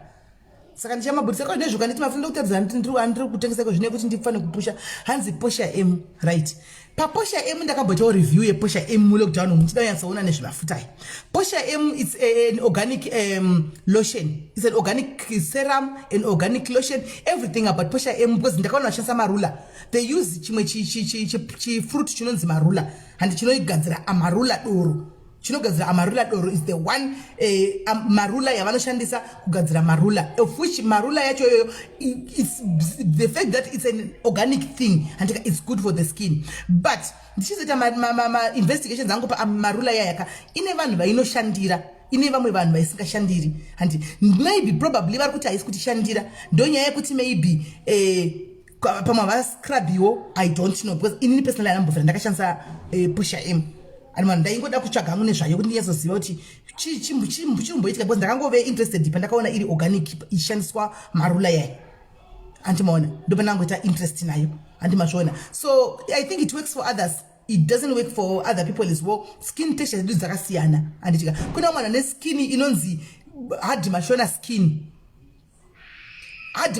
yekuti haibvume vana posha emava zvichokwadi ndochokwadi chinenge chiripo zvisho zvinokuita amarula yacho hamunoona ini ndamona kuti ndomwa amarula regai ndikupei amarula inogadzira posha emu ndo amarula inogadzira amarula handimaona saka ini ndomwa amarula ndikama 1 glass guys nenda todhakwa kupera chakutoako nechitu nenda kutoperforma handimaona asi kune mumwe asingadi kuriona amarula kuti shosho ungatoti kwa ndomwa ndoro amarula rodhaka chi handiona hari chidhaka ndimi zvana amarula ini akatorimwa akadiyana zvanoitwa naro hari mudhaki. I think ndezvo zvakangofanana nemafuta emarula because the same product iyoyo isame marula iyoyo same fruit iroro handimaona so ndozva zvinoita izvo zvinongodependa nemunhu wacho I think because mumwe ndikakupa marula pandoti simene muda ndijairira ndingamungandizva zveamarula ini ndibati amarula ini ndidhaki asi ndikati grass mai mwana rechitu he mune makutoonerera pano hamune motoonerera chaiko mune motoonerera hanzi naposhi ini yakanditira but my sister didn't work for you see what I'm talking about. Saka kune ma organics pepa nenchiti guys tengai ma brightening organic creams and then ndinawo inini handiti kana ukatenga iri organic regai ndigadzirisa pakari important apa usa expect kuita yellow bone guys please ukatenga an organic lotion and organic face cream kana organic cream yebody yese kwandiri don't expect to be yellow bone guys. This is organic awufi wakaita yellow bone but what it happens it brings back handika the lightening in your original skin. Murupanzwisisa guys, mukuzwisisa mukatenga organic anything that is organic chero ndikakupa mafuta ecarrot anenda kugadzirira ndikapa usa expect kuti unobva waita yellow bone kuti it brings back the complexion, the natural whitening in you inonotora whitening yanga disappear yorodzosa saka unongoita ka lightening kakangooneka kuti zvawangojaira kuona mazuva zvachinja but unenge wakanaka. It's not a promixing cream. Handimaona kana ukazoya kwandiri uchiti urikuda usauye kana wati ukakoti organic chete ndikupa organic ka usa expect kuti mafuta yasitenda smell ndangoti chukeni mbijana hana organic inorganic things you can expect it to be yellow bone organic nekero tsobara kuti yellow bone tomato ndobva ndakuita because tomato ndokutogona kubika ma cream e tomato togona kubika ma cream ema potatoes hanimazvona togona kubika ma cream e cocoa handimaona awuiti yellow bone kana takuita inonzi yellow bone inonzi promixing handi takuita promixing manje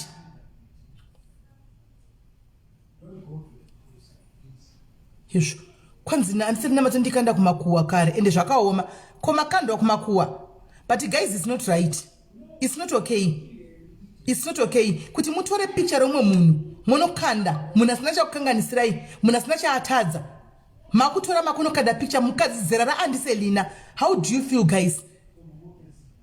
Kana tikazotaura moti kwanzi vanhu vangu vachipopeta vantaurisa kana come on guys nemiwo look at it.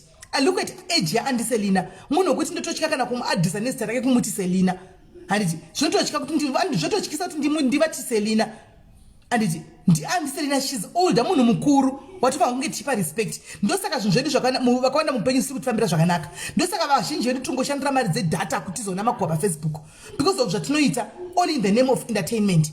Unhu hwedu hwatinoita all in the name of entertainment. Why would you take picture raAndiselina wonokanda kumagrupu emaghost? Why would you do that? Hauna zera naAndiselina whoever azviita hauna look at Andiselina ni age yamai vako handi kana age kana mai vako mebandori vadiki kuna Andiselina. Do you think kututaura unyora kwavaita ipa baba, do you think zvinhu zvichakuitirai zvakanaka mukati meupenyu hwako whether peaceful or not? Grace Webster munhu mukuru wese, no one deserves kuitigwa zvinhu zvakadai. Havana drama nemunhu Andiselina, havana drama nemunhu. She is drama free Andiselina. Kugunun'una kwavanotoita ikoko kutaura kwavanotoita kunokusungira zvimwe zvinhu zvakanaka muupenyu wozoona cheko paupenyu hwako kuti zvinhu zvako iwewo mangwana zvimwe zvinhu kune zvimwe zviri kungodisturba ka Andiselina vausingazivi wawakatora ukanoita joko. Hauvazivi Andiselina, havana mbokutuka vana chavakambokuitira wakuvatora wakunovaita joko. Whoever atora neghosti racho iroro, whoever achanokomenda bed handika tongoti mwari wakuitirai zvakanaka ukaita chakanaka wazviitira, ukaita chakaipa azviitira. Whether you wanted to diss Mafuta Ameli, you had no right yekutora picture yaAndiselina. You had no right whatsoever. Kana wanga uchida kutsikirira inini kana kudhisa Mafuta angu, you could have done it the other way. Handiti ngati watora nemwe nzira pana kunotora picture nemunhu asina. No, Lorraine, we have to address it because picture nemunhu atop. I know kuti they will come after me. I don't give a fuck. I don't give a damn. Adajaira ina jaira in and ajipinduri nonsense. It's just noise to my ears. But it's wrong. Picture yaAndiselina. It's very wrong. It's very wrong. The problem is you guys musa adisa musataure musadi antika, but people are being trolled out there. And Andiselina vanamboita noise nemunhu, havana munhu wakambotuka one day, havana munhu wakamboita fight nemumwe munhu. And I don't know, I'm not talking about studying munhu here because andimuziye ndikutongonzwawo comment section right now Andiselina vachinyora munhu mudzingwa Andiselina ndevaiva anti vamwe vanoita malive panapa. Tutongonzwawo panapa isati zviziva tizviona tiko kaisa tiko. Ndikutoona zvikomenda Andiselina vanyora apa izvozvi right now. And there was no way I could have seen that kana ndisina kutopudzwa nomumwe munhu kana kuoneswa nomumwe munhu. Apana pana ndichazozviona. It's wrong, guys. It's wrong. Zvangoipa so. Handina right yekufamba chinotorolana munhu mudzingwa anambokonana neni, anambontuka anambodini. Ndongonotsvagana nepicture yake kana tefamily yake kana temukadzi wake ndakufamba nayo. Anofita papi? Anofita papi? Anofita papi? Kana ndine dambudziko naye ka munhu mudzingwa ndongomuvingira zvanzi I'm not pakati. Then we so visit adults. For me to take a picture of the family yake ndenda kunotrollesa, guys, is it right? It's not. Zvimwe zvatinge chita out of entertainment ka, but regaini kuzenchiti ukaita chakanaka wazviitira, ukaita chakaipa wazviitira. God is watching. Right. Tachitaura nyaya yechiga zvazvo, tachitaura nyaya yechimwe, tachitaura nezvayo. Tatasvika papi? Tatasvika papi? Chinonesa nechekuti we don't need negative people. Chinoitika Lorraine chekuti they just I just fail on how people, if you hate people or you hate the page, why do you follow that page? Why would you go to that page when you hate the person, block the person? Use the block button to block. You won't see inini munhu ndikatoona kuti une negative vibe yandisingadi. Negative vibe yako aiwirirani neni. I just block you. Andinango yekusana chitaura nezvakawanda ndinokublock. Ndisela newe, just do the same. Ukona kuti munhu asikunyaso kuitira, blocker, even page racho block it so that you don't see it. Inini I've blocked so many pages because handitodi handitiri. And ini papa nyonga ndi create ghost. Andiite ghost yako ndokwenda kunoona kuti kwazonyuka kunzi kuti kwazodi. Zvinenge zvanyuka katokwa kuko ndikoko. Azvinitasi kuita life yangu ka. Animaona. Saka it's wrong guys, munhu zvinoita kana muri madiaries mamwe munenge muchita zvinhu zvakadaro. Ngati let's stop it. Kana tiri madiaries ekuti tinenge tine unhu huviri, tinenge tine two characters ekuti tine two faces ekuti one tombopfeka iyi kana tabva panapa patakwenda kunotaura zvokunotuka vanhu kana tapedza tuka vanhu todzoka panapa it's wrong. Right. Saka ndaitaura nyaya yemaorganics anditi how they ndatodisturbika futi ndadisturbiwa necomment yaAndiselina.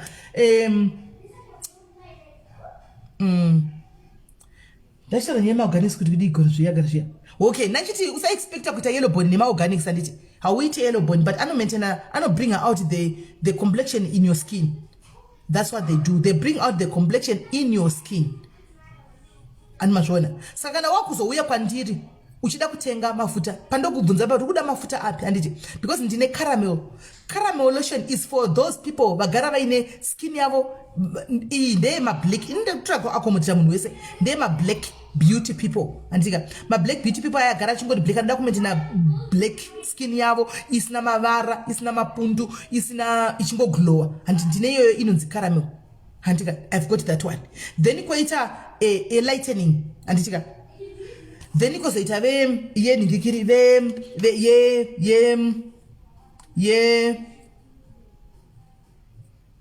yellow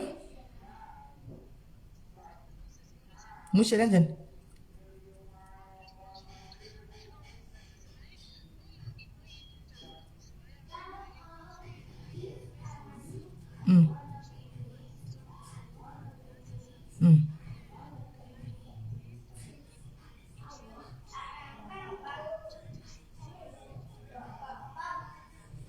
Alright, do you mind nditaenda peza live tozotaura ndipa live? Do you mind nditaenda peza live tozotaura? Alright, sharp. Alright. Right.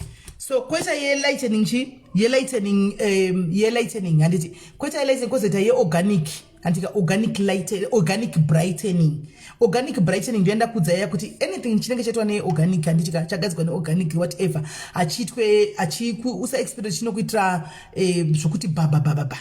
Antimaona kumeso like zvokuti baba aiwa hausvike ipapo.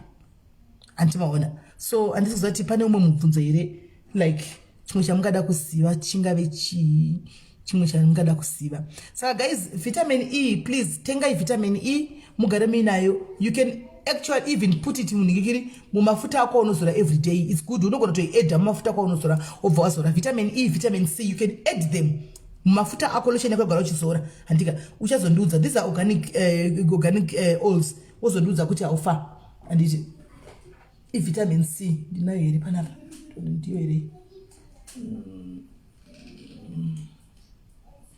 Kune ma-oils mamwe chao epopo mumaziva epopo anogadzirwa nepopo chao anonzi papaya oil anditika epopo.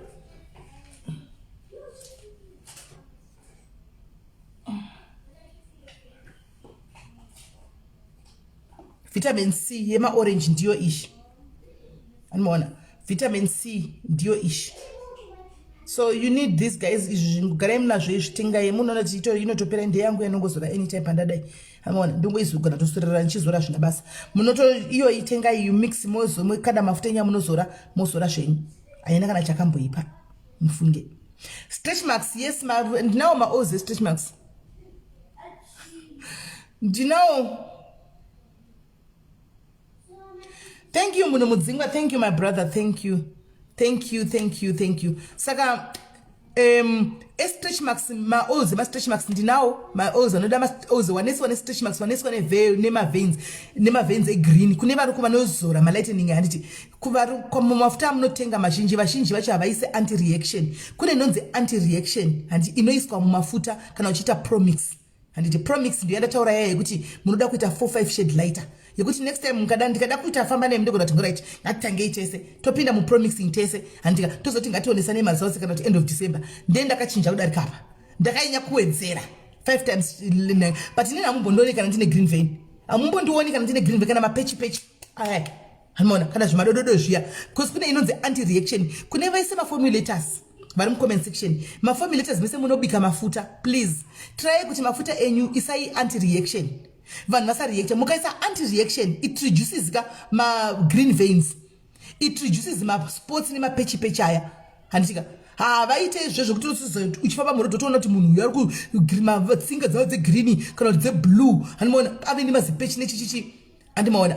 So please vanobika mafuta vari mucomment section I know kuti murimo vanhu vanobikawo mafuta handiti maybe ndataura pamwe panenge pasi tenga tsvagai inonzi anti reaction mumafuta enyu bhechi rako remafuta ravari kubika dira anti-reaction mukati momo vanhu havaite ma-stretch marks and anogona kuti akekana maybe tushoma haite ma-stretch marks mumatinozoona nekunzogana mafuta havazoite mapechi aya havaite madots madododododo because munhu akabvira angoreacta kuaita madodododo aya kana kuti ma-stretch marks aya kana kuti aita mazipechi aya anobva but kumabvisa kwacho mutambo very stubborn zvinhu zviya sei zvakaita manakus ari stubborn mapeches iwaya ari stubborn saka just to avoid hanzi olive oil for skin. Olive oil, yes, it's good for skin kana ichibvumirana newe.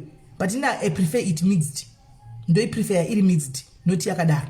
I prefer it yakamixwa olive oil because olive oil is very good for skin zvekuti kune vanoishandisa yakadaro vanoida asi ndakanotisa kuti ndikaishandisa yakadaro ndinoita tumwe tumapundu tidiki so tunoitika so saka inini singadi zvokuzoita tumavara majemwesi kwangu chapera chiya posara pane kablack inini singadi izvozvo saka ndinongoishandisa mukuimixa andiishandise yakadaro I don't use it exactly like that, right? So right, Beulah. All right, none better WhatsApp. So guys, I think for today, the next time gray skin, this is what we are going to do. Could be one organic yamungo itao kumba. One yamozo tindakazikona simeli. One chet yamunongo itao. Hands ukariga kusoshani sama futa. Apanacha unaita, my Michelle, unogozoka complexion yako.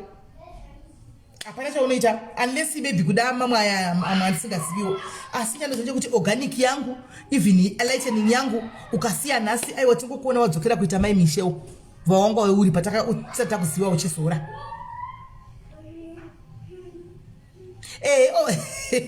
Precious Katif, iyo organic oil inobikiswa iyo very good for skin.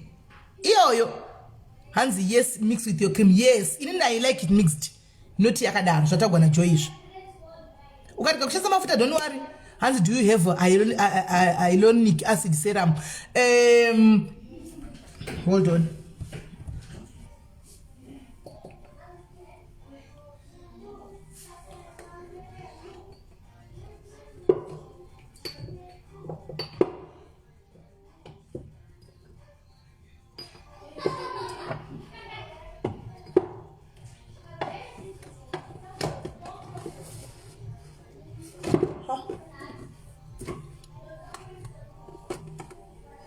It's like that one, Antina. Ungata Antina, that one. Dine organic essential oil. Dine my essential oils. I have this essential oil and that I use for my organic lotions, my organic creams. And this is so essential oil. Then I have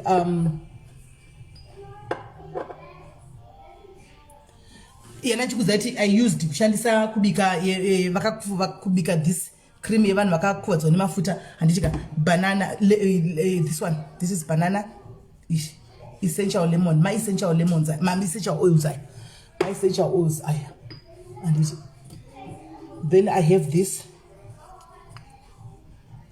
lavender handichika shushanogara na shesh unaona.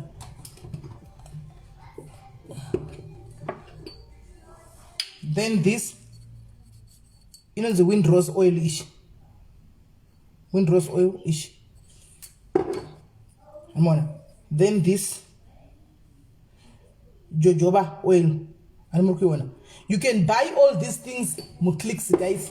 You can buy all those. Those are organic things. Those are organic things. Those are the products that I use. And it kune vaningwa chida zvima organics and whatnot and whatnot. And it right. Then my vitamin E, you can vitamin E yako, you can even use Arima pills. And it you can use Arima periods. My periods so what you do is no go to the periods lako irori wo vura wo dira mafuta ako andika wo dira kana 2 tablets twako kana 3 mulotion yako ya good to go. You're good to go. So nkanzi kuneva kashiba masiso kuti tsva kune eye cream iripo inonzi eye cream. There is an eye cream. Kwa itimbona tugaba uko twakawandisa tugaba utu mbabango ndakuza ngati muita kunge pharmacy pamwe maiti pamwe ndoreva nema munoita kunge pharmacy. Kune eye cream iripo eye cream inasanda ibika eye cream ndinayo resipa sanda ibika but kana uchida yekutenga ndinayo ish yevan makashiba masiso eye cream. Just get hold of me, I'll sort you out. Ndinayo eye cream, right? Ndinayo eye cream. Hanzi ko munoda kuzora magaro ndiana naona zviri mukati kumagaro ingoshandisa zvako Vaseline. For your bumps use Vaseline and thank me later. Uchivata every night zora magaro ako Vaseline. Zorai magaro yenyu Vaseline. Zorai magaro yenyu Vaseline. Chete mchazondudza outside of Harare manje anosvika sei outside of Harare anosvika sei naye AP ndichazotsvaga ndakakuzenga ndichitsvaga maagents ndakakuzenga ndichitsvaga maagents imbomirai ndichatsvaga maagents kuna na Harare vanenge variko kuna na Botswana ku UK UK kuburaya munhu mani shipping usha kuti chinotamira kubva chabva holiday kunoku kupi tichange tinenge tine maagents anchaisa nchapa mafuta magaro akaomarara guys magaro nenyaya ingoshandisa Vaseline magaro use mukatotamisa dzimwe mari mukadi magaro anonetsa kuchinja handiti kana kuti enyu zvespirit spirit nechi zvokusanganisa spirit nechi zvinozoka pari makumba apa zvenatural natural remedy. Magara ambo shimbife ne Vaseline aiwa indoshandisa Vaseline akatotsvuka ine magara angu asati ndatanga Beulah ndichatanga because asati ndalonja asati ndatanga kulonja but mazore muchazondudza mazorei mchazondudza mavhaselina mutwai mazorei mchazondudza ino yandozora ini vaserini inotogara sigaba rangu revaserini zihombe riya original vaserini chairo ndotonyatsa kuzora kudai and very soft and very kutsvedzerera and very good looking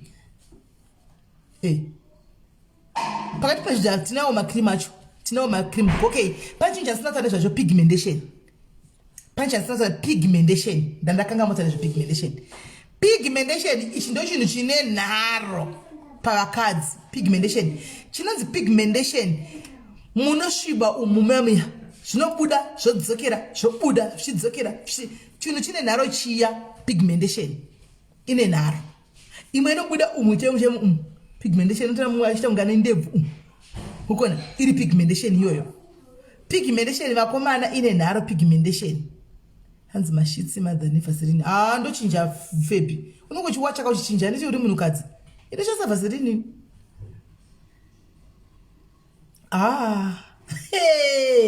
kwanzi simeri chipewo mafuta tindekuza kuti akatsvukirira hatina hedu mari saka tofanira kungobika mafuta ekungopa hangu vanhu kuti oya vedu weka glycerin nespirit pati makumbo asi inini hangu pati makumbo I use my Mulatto cream.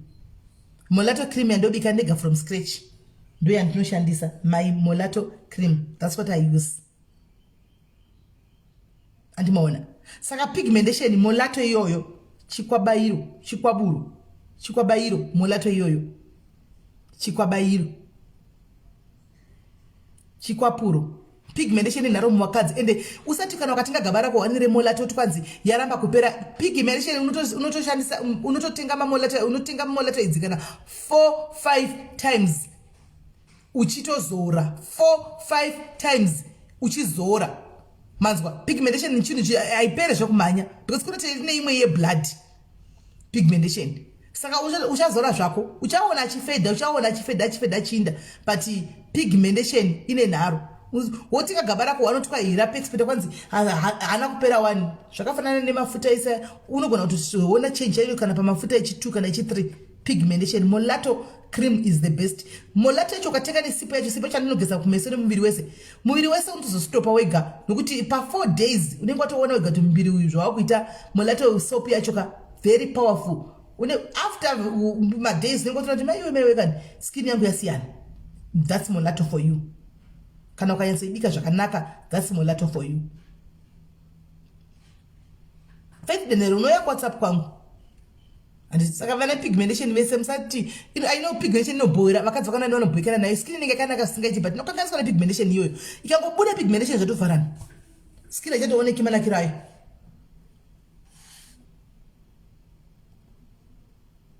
But maybe hazvipedze pigmentation kaizvozvo zvokuti anzi waisa SPF ukapfeka yeti ukafamba hazvipedze pigmentation. Tikutaura chinhu chinopedza pigmentation chinobvisa pigmentation. But kana wakuzofamba uchiinda kwanenge uchinda uzofikawo yeti mapicture ndichakukandira. Don't worry guys, ndinga ndiri kuziva ndichiribvisa sadapedza musanichalocha muchamaona mapictures ese. Mulatto nzizokamanyeri kana during the day maniru asi vamwe vanozorao during the maskati but it's a very powerful thing. Haina hayo mana pigmana inonzi hydroquinone saka you might as well use it maskati but ikanda it's very extra don't use it uchibuda panze. You can use it uri mumba asi manheru still make a futi a point yekuti wakurara you use it again. Animaona uchazondudza. So guys, I think ina zvanasika zvama muchida kungozivawo zvishomawo ndakudza yai hope pane 2-3 vabatsirikana zvikuru sei panyaya nokuti vakadzi kutinzi vakadzi iganda kugeza handiti kutinzi vakadzi kugeza ukapfeka zvakanaka zvakaita sefesi kana isanyatsogadzirika zvakanaka but hazvinyatsobuda. Yes, it helps with eczema. Ndinetori nelotion imwe inozogona vanhu ye-lightening but inobatsira kueczema nema-oils acho inotopinda kueczema ikoko inonoshanda neeczema zvakare. Hanzi mudziso indakudzidzisa iwani kambarami zvendakudzidzisa iwani mafuta anozogwa sei ndakudzidzisa iwani kuti mafuta anozogwa sei ndakudzidzisa kuti mafuta musazore masikati zore mafuta muchivata ndokudzidzisai zvokuti munozozora muchididi izvo handisi wagana zvigoni handizozvigoni. swaga ndiye anozozvigonawo. Plus remember mafuta aswaga anobikawo swaga ega. Inanzi kuti anosanganisa mafuta ake anomamikisa sei. I don't know. Inini angu chocolate, it breaks so fast. Stop eating chocolate, I'm saying, Canal. Chocolate is not good for the skin. It brings out my pimples. Chocolate is not good for the skin. Kaone skin is sensitive. Chocolate kungoje. Chocolate skin mapunda nto buda. Chocolate is not good for the skin. Avoid chocolates. Avoid mana brown chocolate and white chocolate. Avoid them totally. They are not good for your skin. I don't put some pimples. Thank you, baby. Nai Edina. Mafuta acho akutora nditi serious kan. Tisuka mafuta zacho. Ino ndotageta imimi mafuta ndo anatofambira pano. Kwete vadika. Ndotageta imimi mafuta nokuti skin inenge yakura kayafamba yawo. Ndo atotaura iwayo mafuta. Vadika aiwa. Vane zvakawanda zvoku explore. Vadiki can even drink mapirits. Vadiki can even do zvakasiyana kunzoko. Vadika vanozviita. But isusu manje hatichati kupinda ikoko. Anmona, andingariski kupinda ikoko kuti ndinomwa mapirisi, andingariski ikoko. Handiriski. Toita edu zvemafuta edu straight. Anmona. Saka ndichazokuvigira kune vanoda mafuta ndichakuitirai mareviews ndipei mafuta acho amuda kuti ndikutsvagirei about mafuta. Ndichakuitirai mareviews emafuta that you can buy mega kumamarket kwenyu koko vaya vanoda kunotenga. Ndochakuitirai mareviews ndokuvigirai kana tichika chubu kuti chubu yakamira yakanaka yakati haina. Tatishara futi nezvenyaya yecarrotone oil. Carrotone oil is good, but don't use it like that. Carrotone oil yacho ya serum yacho is good, but mix it. Pro-mix it. It's good. Carrotone oil is good. Musatenge chete dzinenge dzakadisplay pamazuva dzedze. Musatenge dzakadisplay pamazuva and make sure to attend the original one because kune fake. And it's good for the skin. Carrotone oil yacho ya serum, it's very good, but mix it and use it uchirara. Usashandise maskati. Muzondudza. And it then oil kana chida ko oil dzekuchukisa iyo yomolato enda kudza imolato ndine oil dzacho. I also do the oils. Ndakaita ma oils emolato acho zvakare. Andisati ndakosa kuti ndi chakutaridza idzi ndedze molato idzi. This is molato oil ish. Molato oil asada pedza kudziita amundifa ndakaita kuda 7. Kuda ndinoto ne order yakati one day. Uyai kuseri biula munoya kuseri moya tsara chemo chenyu moya mun ini anga shinji kana kuti mafuta ndoda tanga ndona skin yako ndoda kutanga ndona picture yako ndione kuti taka zvakamira sei. Ine too much sugar aisi right pa skin zevamwe vanhu. And also guys, drink lots of water, especially now that we are in summer kuno ku Africa. Very ku Africa guys munoriziva. And please make sure you drink too much water. 5 liters zemvura. Kuna chinzi pazuva inwa 8 liters, but I know dzakawandisa. Kana usingafariri mvura dzakawandisa. Animaona. So you can take about even 3 liters zemvura pazuva. It's good. Skin ikutisa dehydrate because the skin also dehydrates. Animaona. Saka please inwa mvura yakawanda and eat lots of vegetables. It also helps a lot, especially when you skin yako whether zvandiri kudza zvokudya chikafu chakanaka muchazoona. Musangofarira kudya ma-fatty foods, zvinhu zvine mafuta izvi, zvinhu zvine sugar zvakudaro. Anoona samwe zvine pane pazvinosinganyatsoenderana neskin. Anoona pane pasingaenderana neskin. Saka lots of vegetables. Iyoyo muri wenyu green garden yoya ma-vegetables kaya handika cover iyoyo, eat lots of that. And drink lots of water. And kana kune vano afford kuti puta chitengo tu mafurutsu ita uchidyawo because diet helps again. Blessing my Lord. Skin yako notanga waya nekuseri ndoiona kuti inoda chi ndikatoimba apa ndikatoona nhema cheko. And mona. So guys, exactly kambarami ndizvozvo hanzi magwinya. Magwinya idla yenyu asi kwete zvokuti atekiteki nawo muchititekiteki nemagwinya. Ane mazifuta. Chicken, inonzi KFC. Singe kuno ku Africa iya. God forbid. KFC, Africa, South Africa. Guys, avoid that thing. Avoid that thing. Mafuta ukashina nyama yacho kudai so ukashina kudai. Mafuta buda achibuda mafuta. Avoid KFC SA. Ameno kunedzi mwenyi kuti vari kumutabika the same here. Ameno. But SA mafuta yaka uchitomwana kudai anorova mwoyo.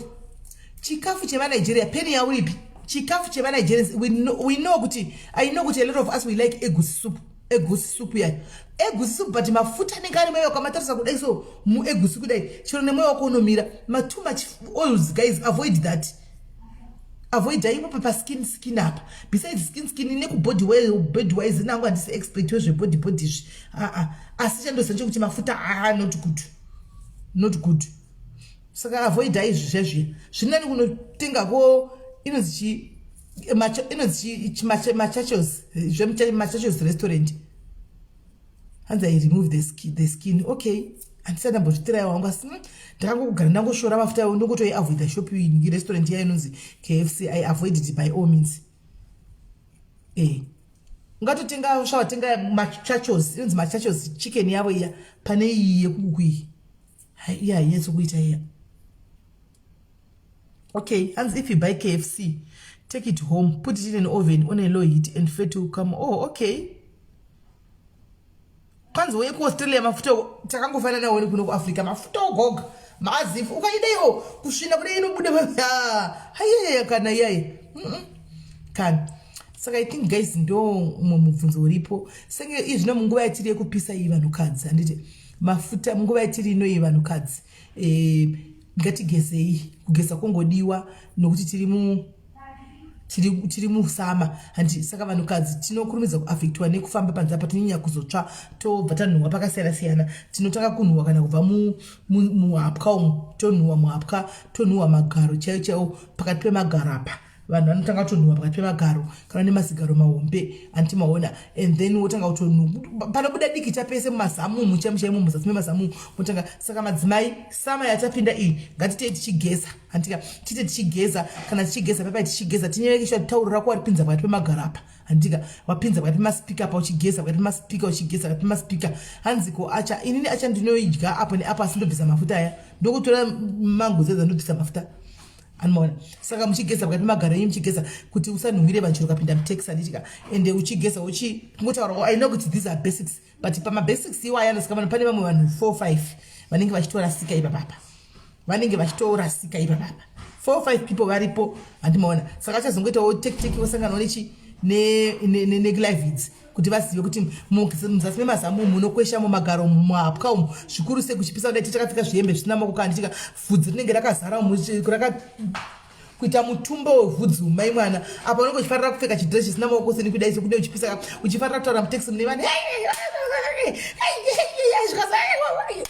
ndisimudza maoko handika apa pamawaisa roloni yewaiti yaya handiti pamusoro pevhudzi riyariya zvo zvasangana manje sweti yaya vhudzi riyariya roloni yaya manje zvinhu zvanyatso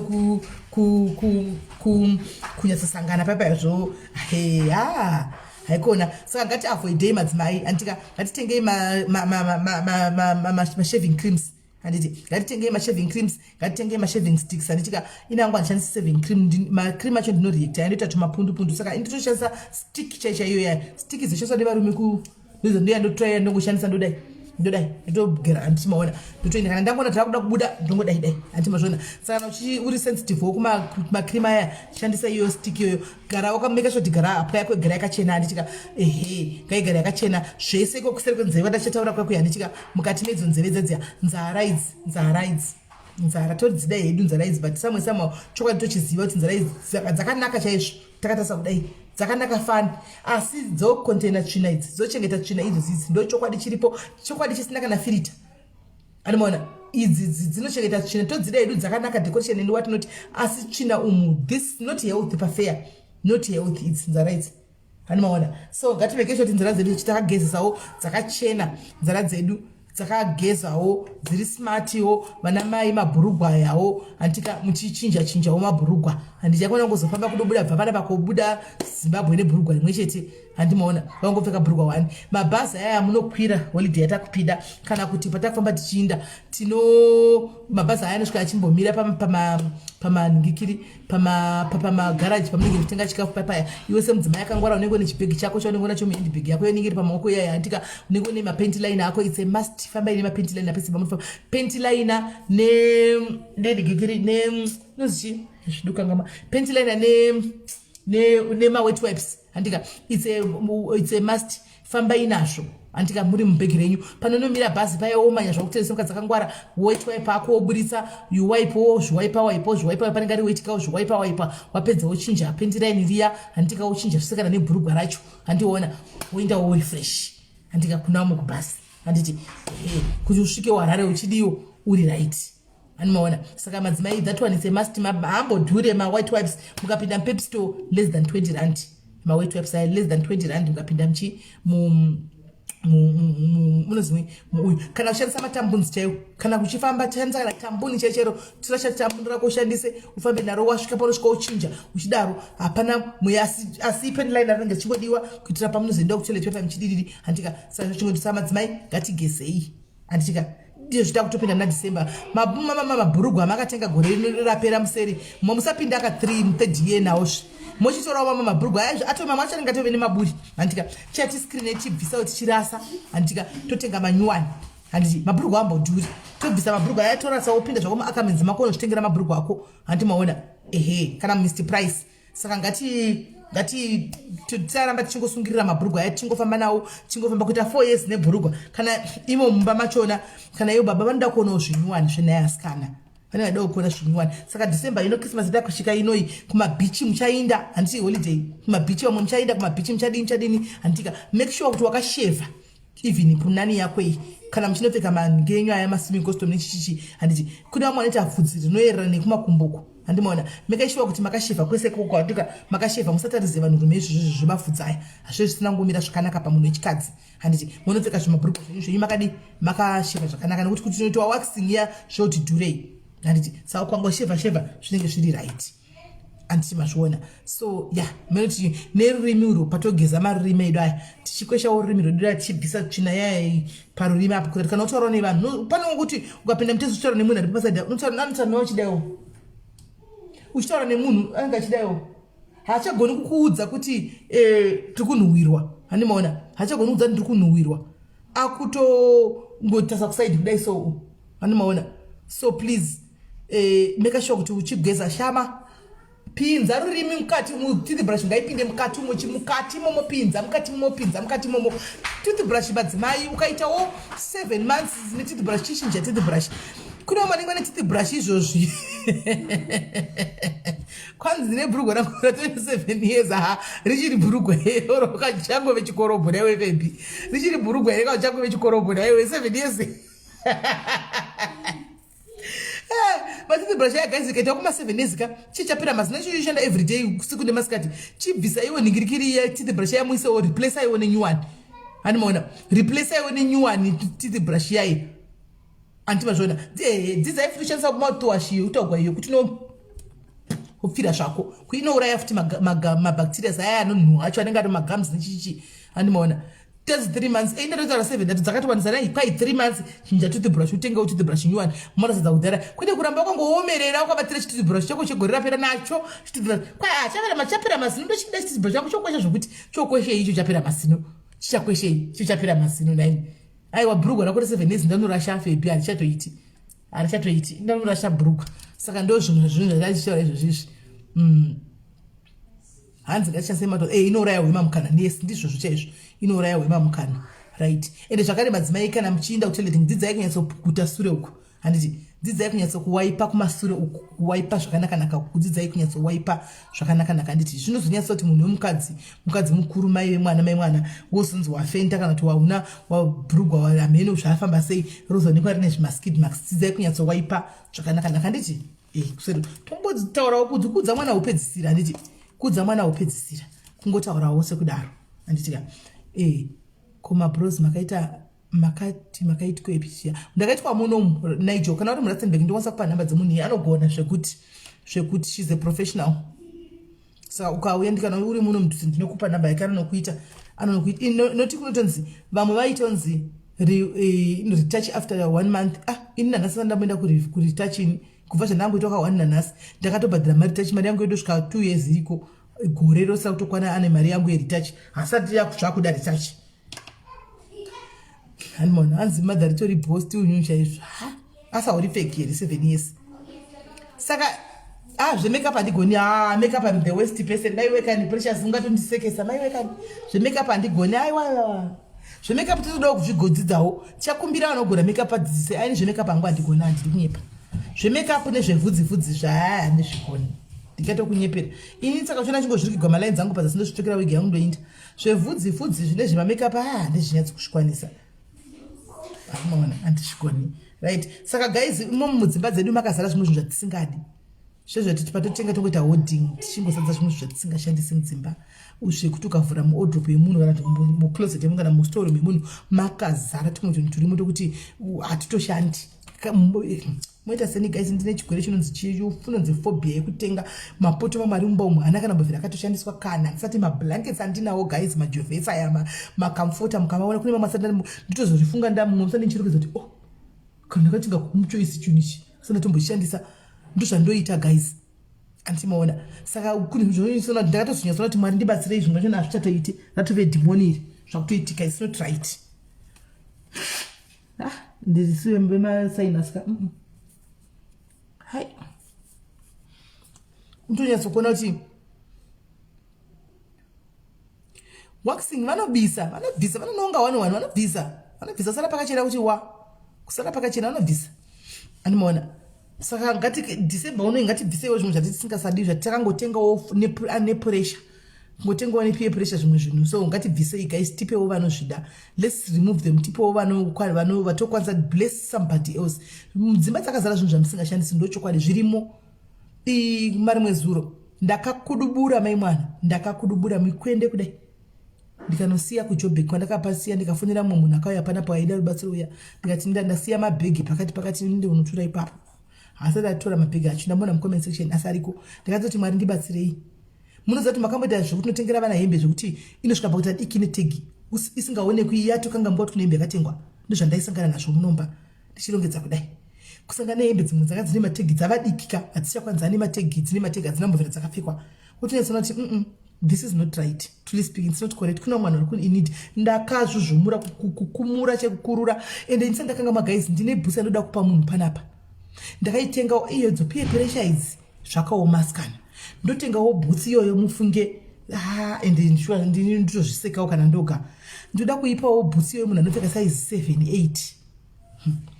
Shakira uya nebhutsi yangu yesecurity guard yandai ndoda kupa munhu yayi. Uya nebhutsi yandai ndoda kupa munhu yayi. Mira itange yauya milk ugoona kuti unoida here. Mira itange yauya bhutsi yacho ndangoitika ka1 and then that's it. Ndobva ndatoisa uko once ndobva ndaisa uko. It's not right. Handichagoni kuti ndiipfeke nekuti Shakira wakanotengawo dzake dzakadaro kuti ndichapfeka dzakafanidze mwana. Muzati dressing takukontroliwa nevana dzimwe nguva. Buya ndeyaendaitisa ndatsvaga munhu wekupa mudiaries. Takukontroliwa nevana guys kuti unenge uchida chimwe chinhu asi mwana anenge akachipfeka kuti unoti hazvichatoiti mai mwana kana chitodiwa neteenager kuonekwa uchiti nyunguru machiri hazvichatoiti. Anoona saka iyo bhutsi haishaiti kuti hanzi masecurity guard. Ndini ndakaipa niki nemiroro kuti security guard. Ndini ndakaipa niki nemiroro nekuti security guard. Ndini ndakaipa niki nemiroro. Mira iwi anenge achida ukuthi tozoona wakapfeka yakona kuti ndokupa kuti utengese please. Ini kana ndakupa chinhu changu nemoyo wangu ndakupa kuti utengese ndini ndakupa kuti upfekewo zvakanaka upfekewo uchitore kana uchipfeka. Kwete ndokupa kuti utengese uite mari kuti unotenga wawa. Unenge wadikanganisira. Kana watora chinhu pfeka. Handiti kana ukapiwa chinhu nemunhu kana chikwana pfeka. Muti ndenda kupa nemoyo wese.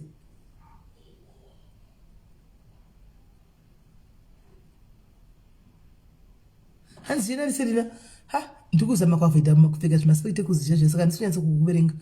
Pane comment kana tapedza zvirunako nekugeza tarisa pasi mucloset mpasi mbutsi momota dzirimo nekugeza mukana masika totaura nekushandisa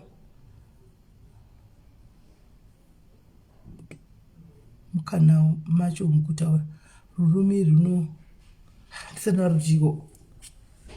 Ndisana ndisiyatso kugona kuisa comment yenyu. hanzi never say 70 mune katanga yauya ka guys mugo kana isiri your type of shoe mire mnyezo na itori new one oh in new one security guard new one wonai new one uyu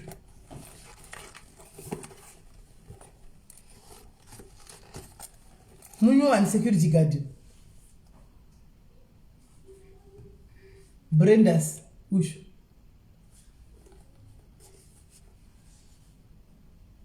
tractor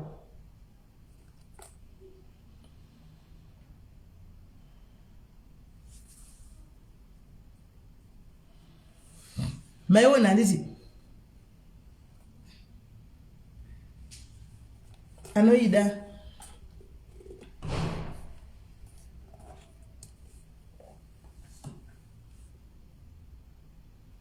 wigi naijo dziri kutengesa so size 8 guys 7 to 8 anezigumbo yes anoizota anoipfeka iyi first come first serve andiselina pika i1 mcomment section imomo pika i1 mcomment section andiselina ndisazonzeta favor pika i1 mcomment section uyu security guard usho saka pa security guard panenge apikwa ina handibhadhari postage iwe unonitumira mari yako yepostage ndokutumira anditika inini handibhadhari postage ini ndakupa security guard iwewe unonditumira 100 rand yako yepostage ini ndokutumira bhusi yako nokuti ndokukutumira nearamax saka unopiwa umbo wako straight aiwa isikusara udonomata ambodya kaini ndipoka chikafu ndipoka ndipo kondrekeza pagaraji apo kunotenga maplastic earamax pane mafuta yoranda utumigwa ndonogesa kandipe chikafu changu ndidye undinogesa iyi hanzi kapoketi unogona ndifunga unoisa mari yako ini kana ukaisa mari yako hapana anombofungira kuti mune mari anga yachikubira imomo ndiani hapana anokubira saka andisendina nonga ye1 mcomment section timupe asi unobhadhira 100 yako kuti uye saka andisendina pika ye1 kana kuti comment section pika ye1 munhuwo pika hanzi ap ndiye atanga okay saka pe ap hanzi awina butsi ap wacho ndimtora screenshot ya ap wacho obhoya ku WhatsApp kwangu ap wacho obhoya ku WhatsApp kwangu ap wacho obhoya manya ku WhatsApp kwangu wotaura kuti ndini ap hanzi ap awina hanzi hamiswe mwari unochekwa hanzi ap okay hanzi ap awina hanzi ndaiziva ndakamboona ikufishen police ndomuso wakandona kufishen police ndomuso ndakaguma kuipfeka yoyo once and for all anazomboipfeka futi itori new one one itori new one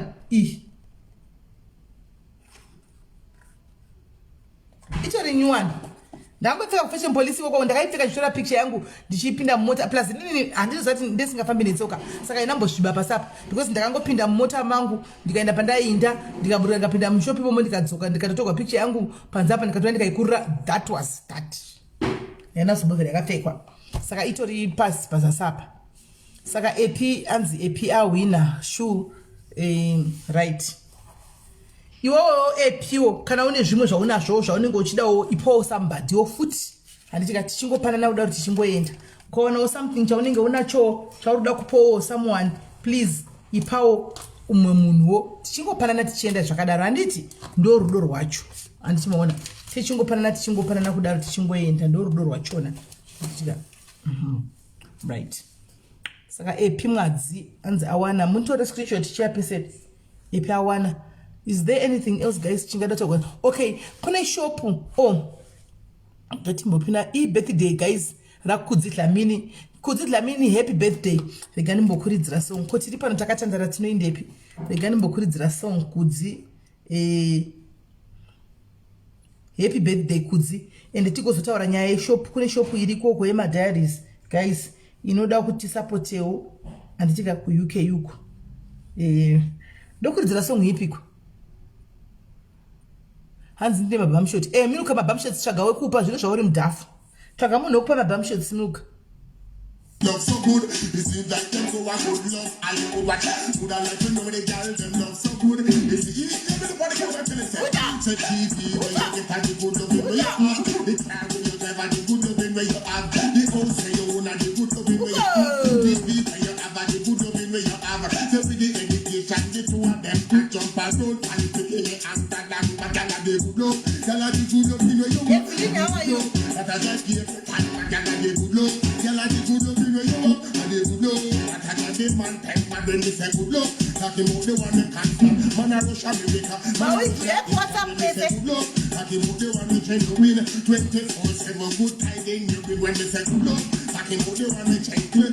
Me get the fans who say and the one man. That's why you don't let you know the girls them love so good. It seems like Happy birthday, Kuzi.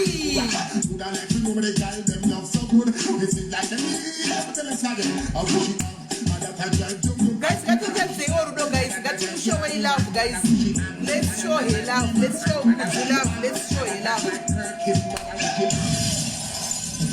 Pull out. Let's show her love, guys.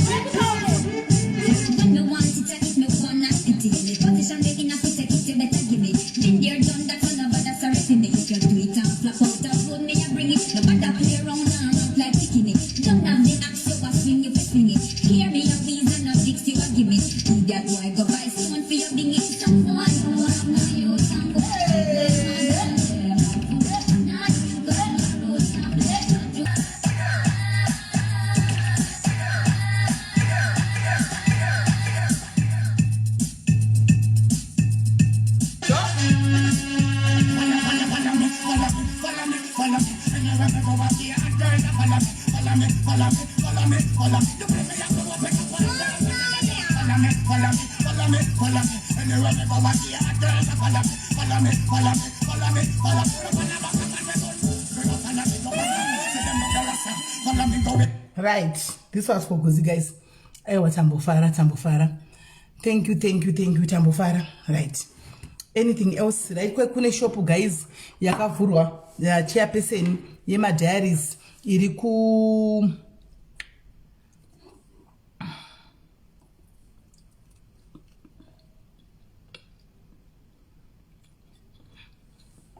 Iriku Facebook.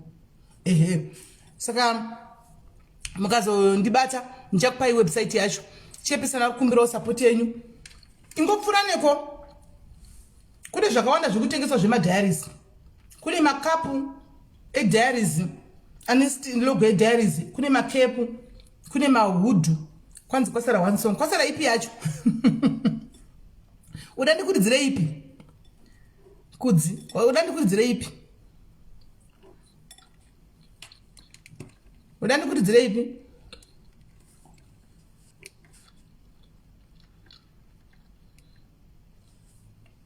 udandikurudzire ipi aiwa wakwana nasi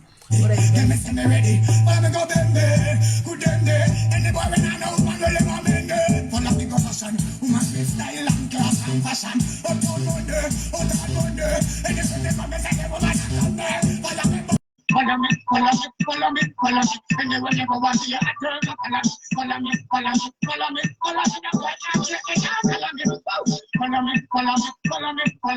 you will never want to hear a girl. Follow me,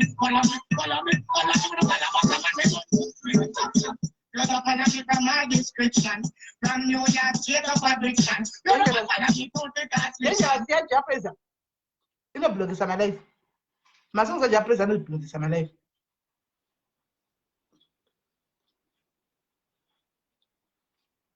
Dangerous no blog is my life.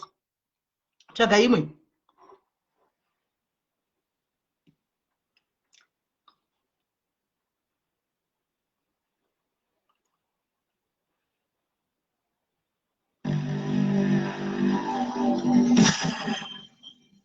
Oh, what are you?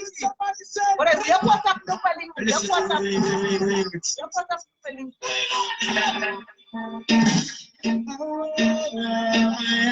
Why is that? Never conscious people. Never conscious right there. It's happening every day. Saturday,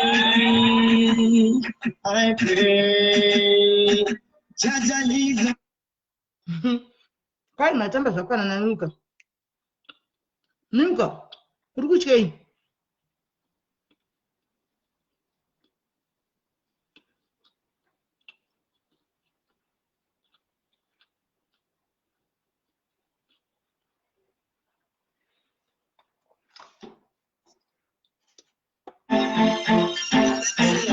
Tell shit and you tear. Only shit and you tear. Tell shit and you tear.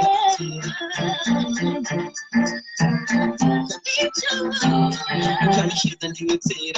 And you me and the two by yin and you put you one with power like a pedera.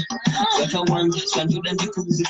You put an only kutikasina iwezi vakuta kuna mungu inindomira nevesakasiga vataure tingave ndiri kure asi mone ndiri pedyo nekuti pauri pane rudo rwandinosuvoka nairive usiku ndishedze ndinotera handimbomira ndoti nguva yaiendo ndishedze ndichamanya handimbocheuka kuona ndiyani yasara ndishedze ndinotera nekuti pauri pane rudo runondishedza ndishedze ndinotera mangu ndishedza ndinotera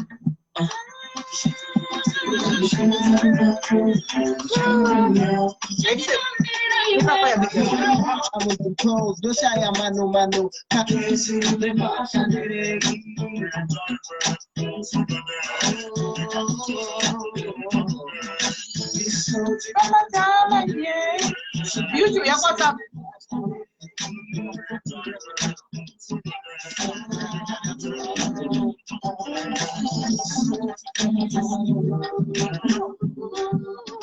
Oyo!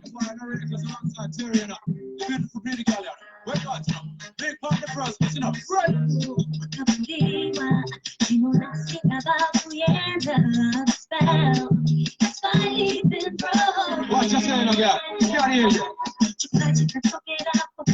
All right, no?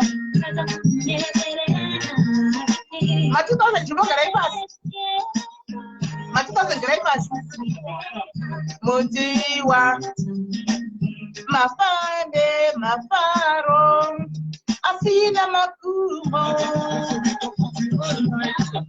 Dorama kichine vakiwa Molini yamba yako ni page ba WhatsApp kwenda page kesho pale na mtandao You were my one shining moment. Now the light has gone out on you.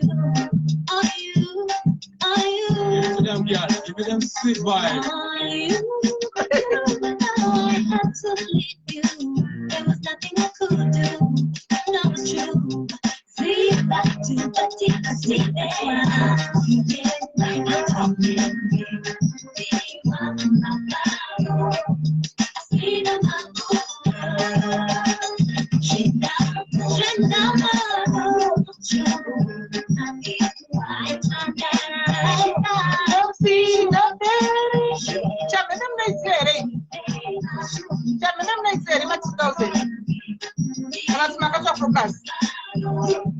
Asina magumo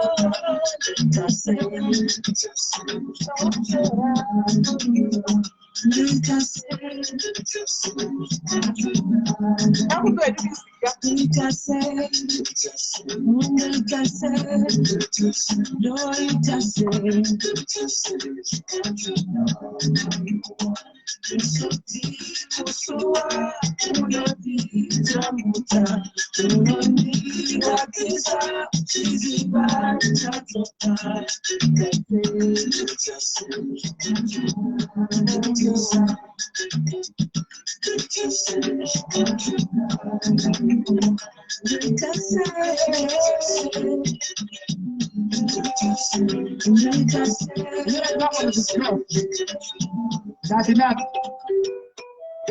Huh?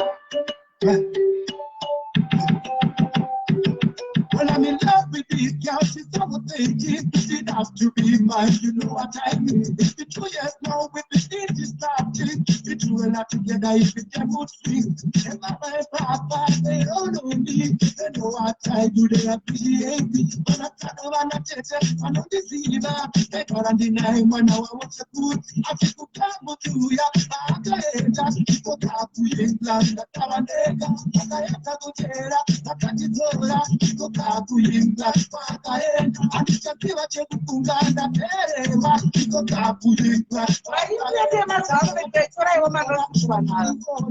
Choraiwo manoti vanhara vaipete mazano. Choraiwo manoti please. Umoyo. Debukaita umoyo.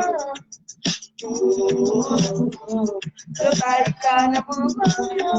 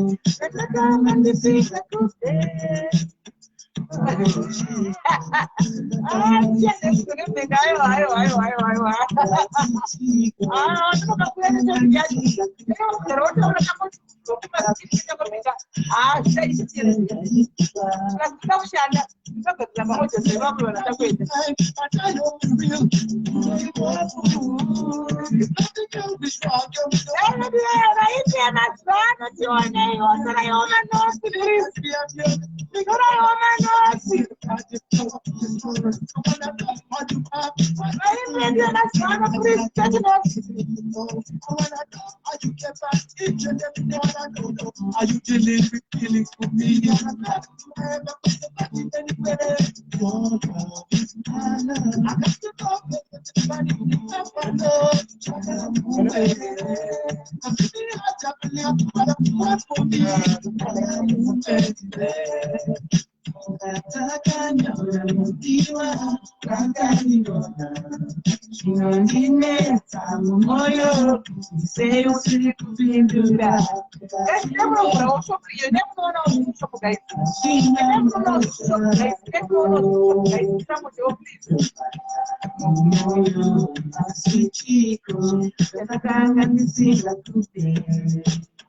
Oh, chico, ya la gana de siga con él.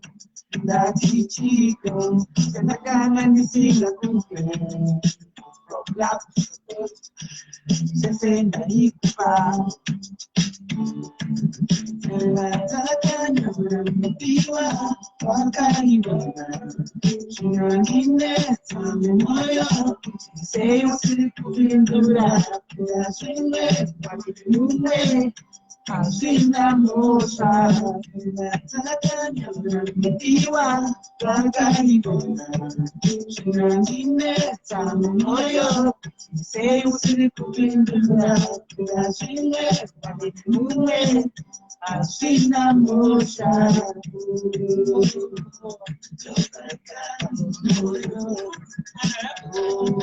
Ate kumarocha, marocha murikwera kumarocha. Marocha murikwera uko. Marocha anotoya tudo, numa só sério. Anowa mtazie. Abachera. Marocha kudu, namarocha. Abachera.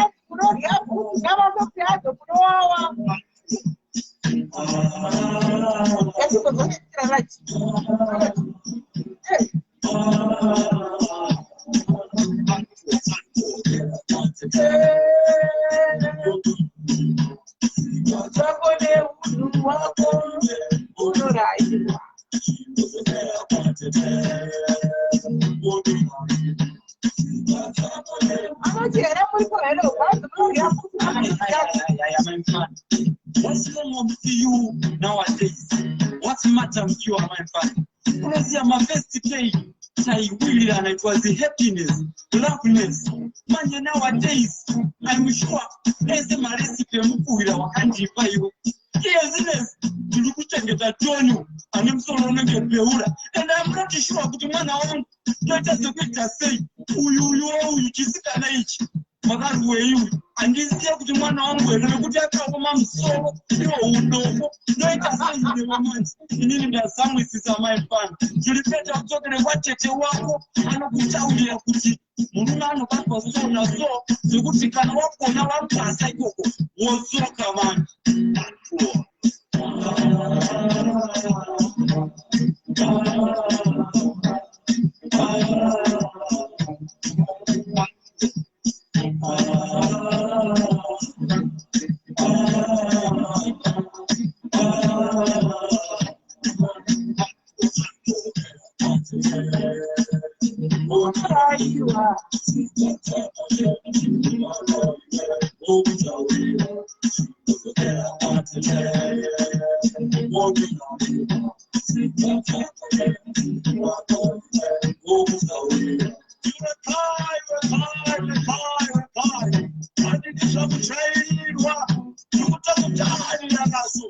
Last week, I want to work away every day. Why you want to listen and get to just such a name of Benji, the Martin.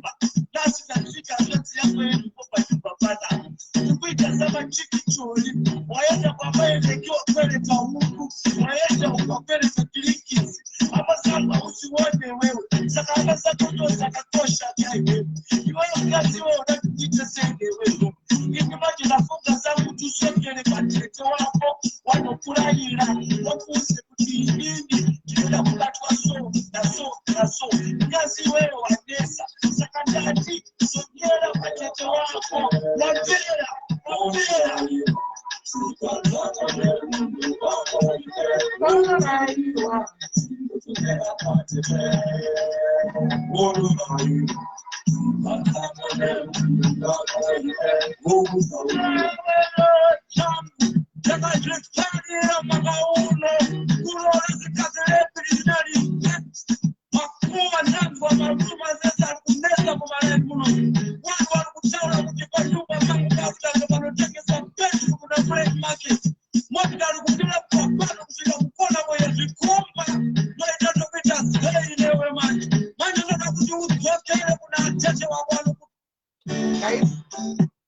Guys, yeah, tabotandara ndine music ndakuridzirai. Muve neweekend yakanaka guys. Have a blessed weekend. Vese vanoda kutaura neni inbox kwakavhurika. Shop hanzi visitewo kushop munoona zviriko, munosapota zviriko. Ndakuda kumboshanda ndigadzire order dzemunhu. Order dzemunhu dzevanhu dziinde. Thank you guys. Tobatsana pa later.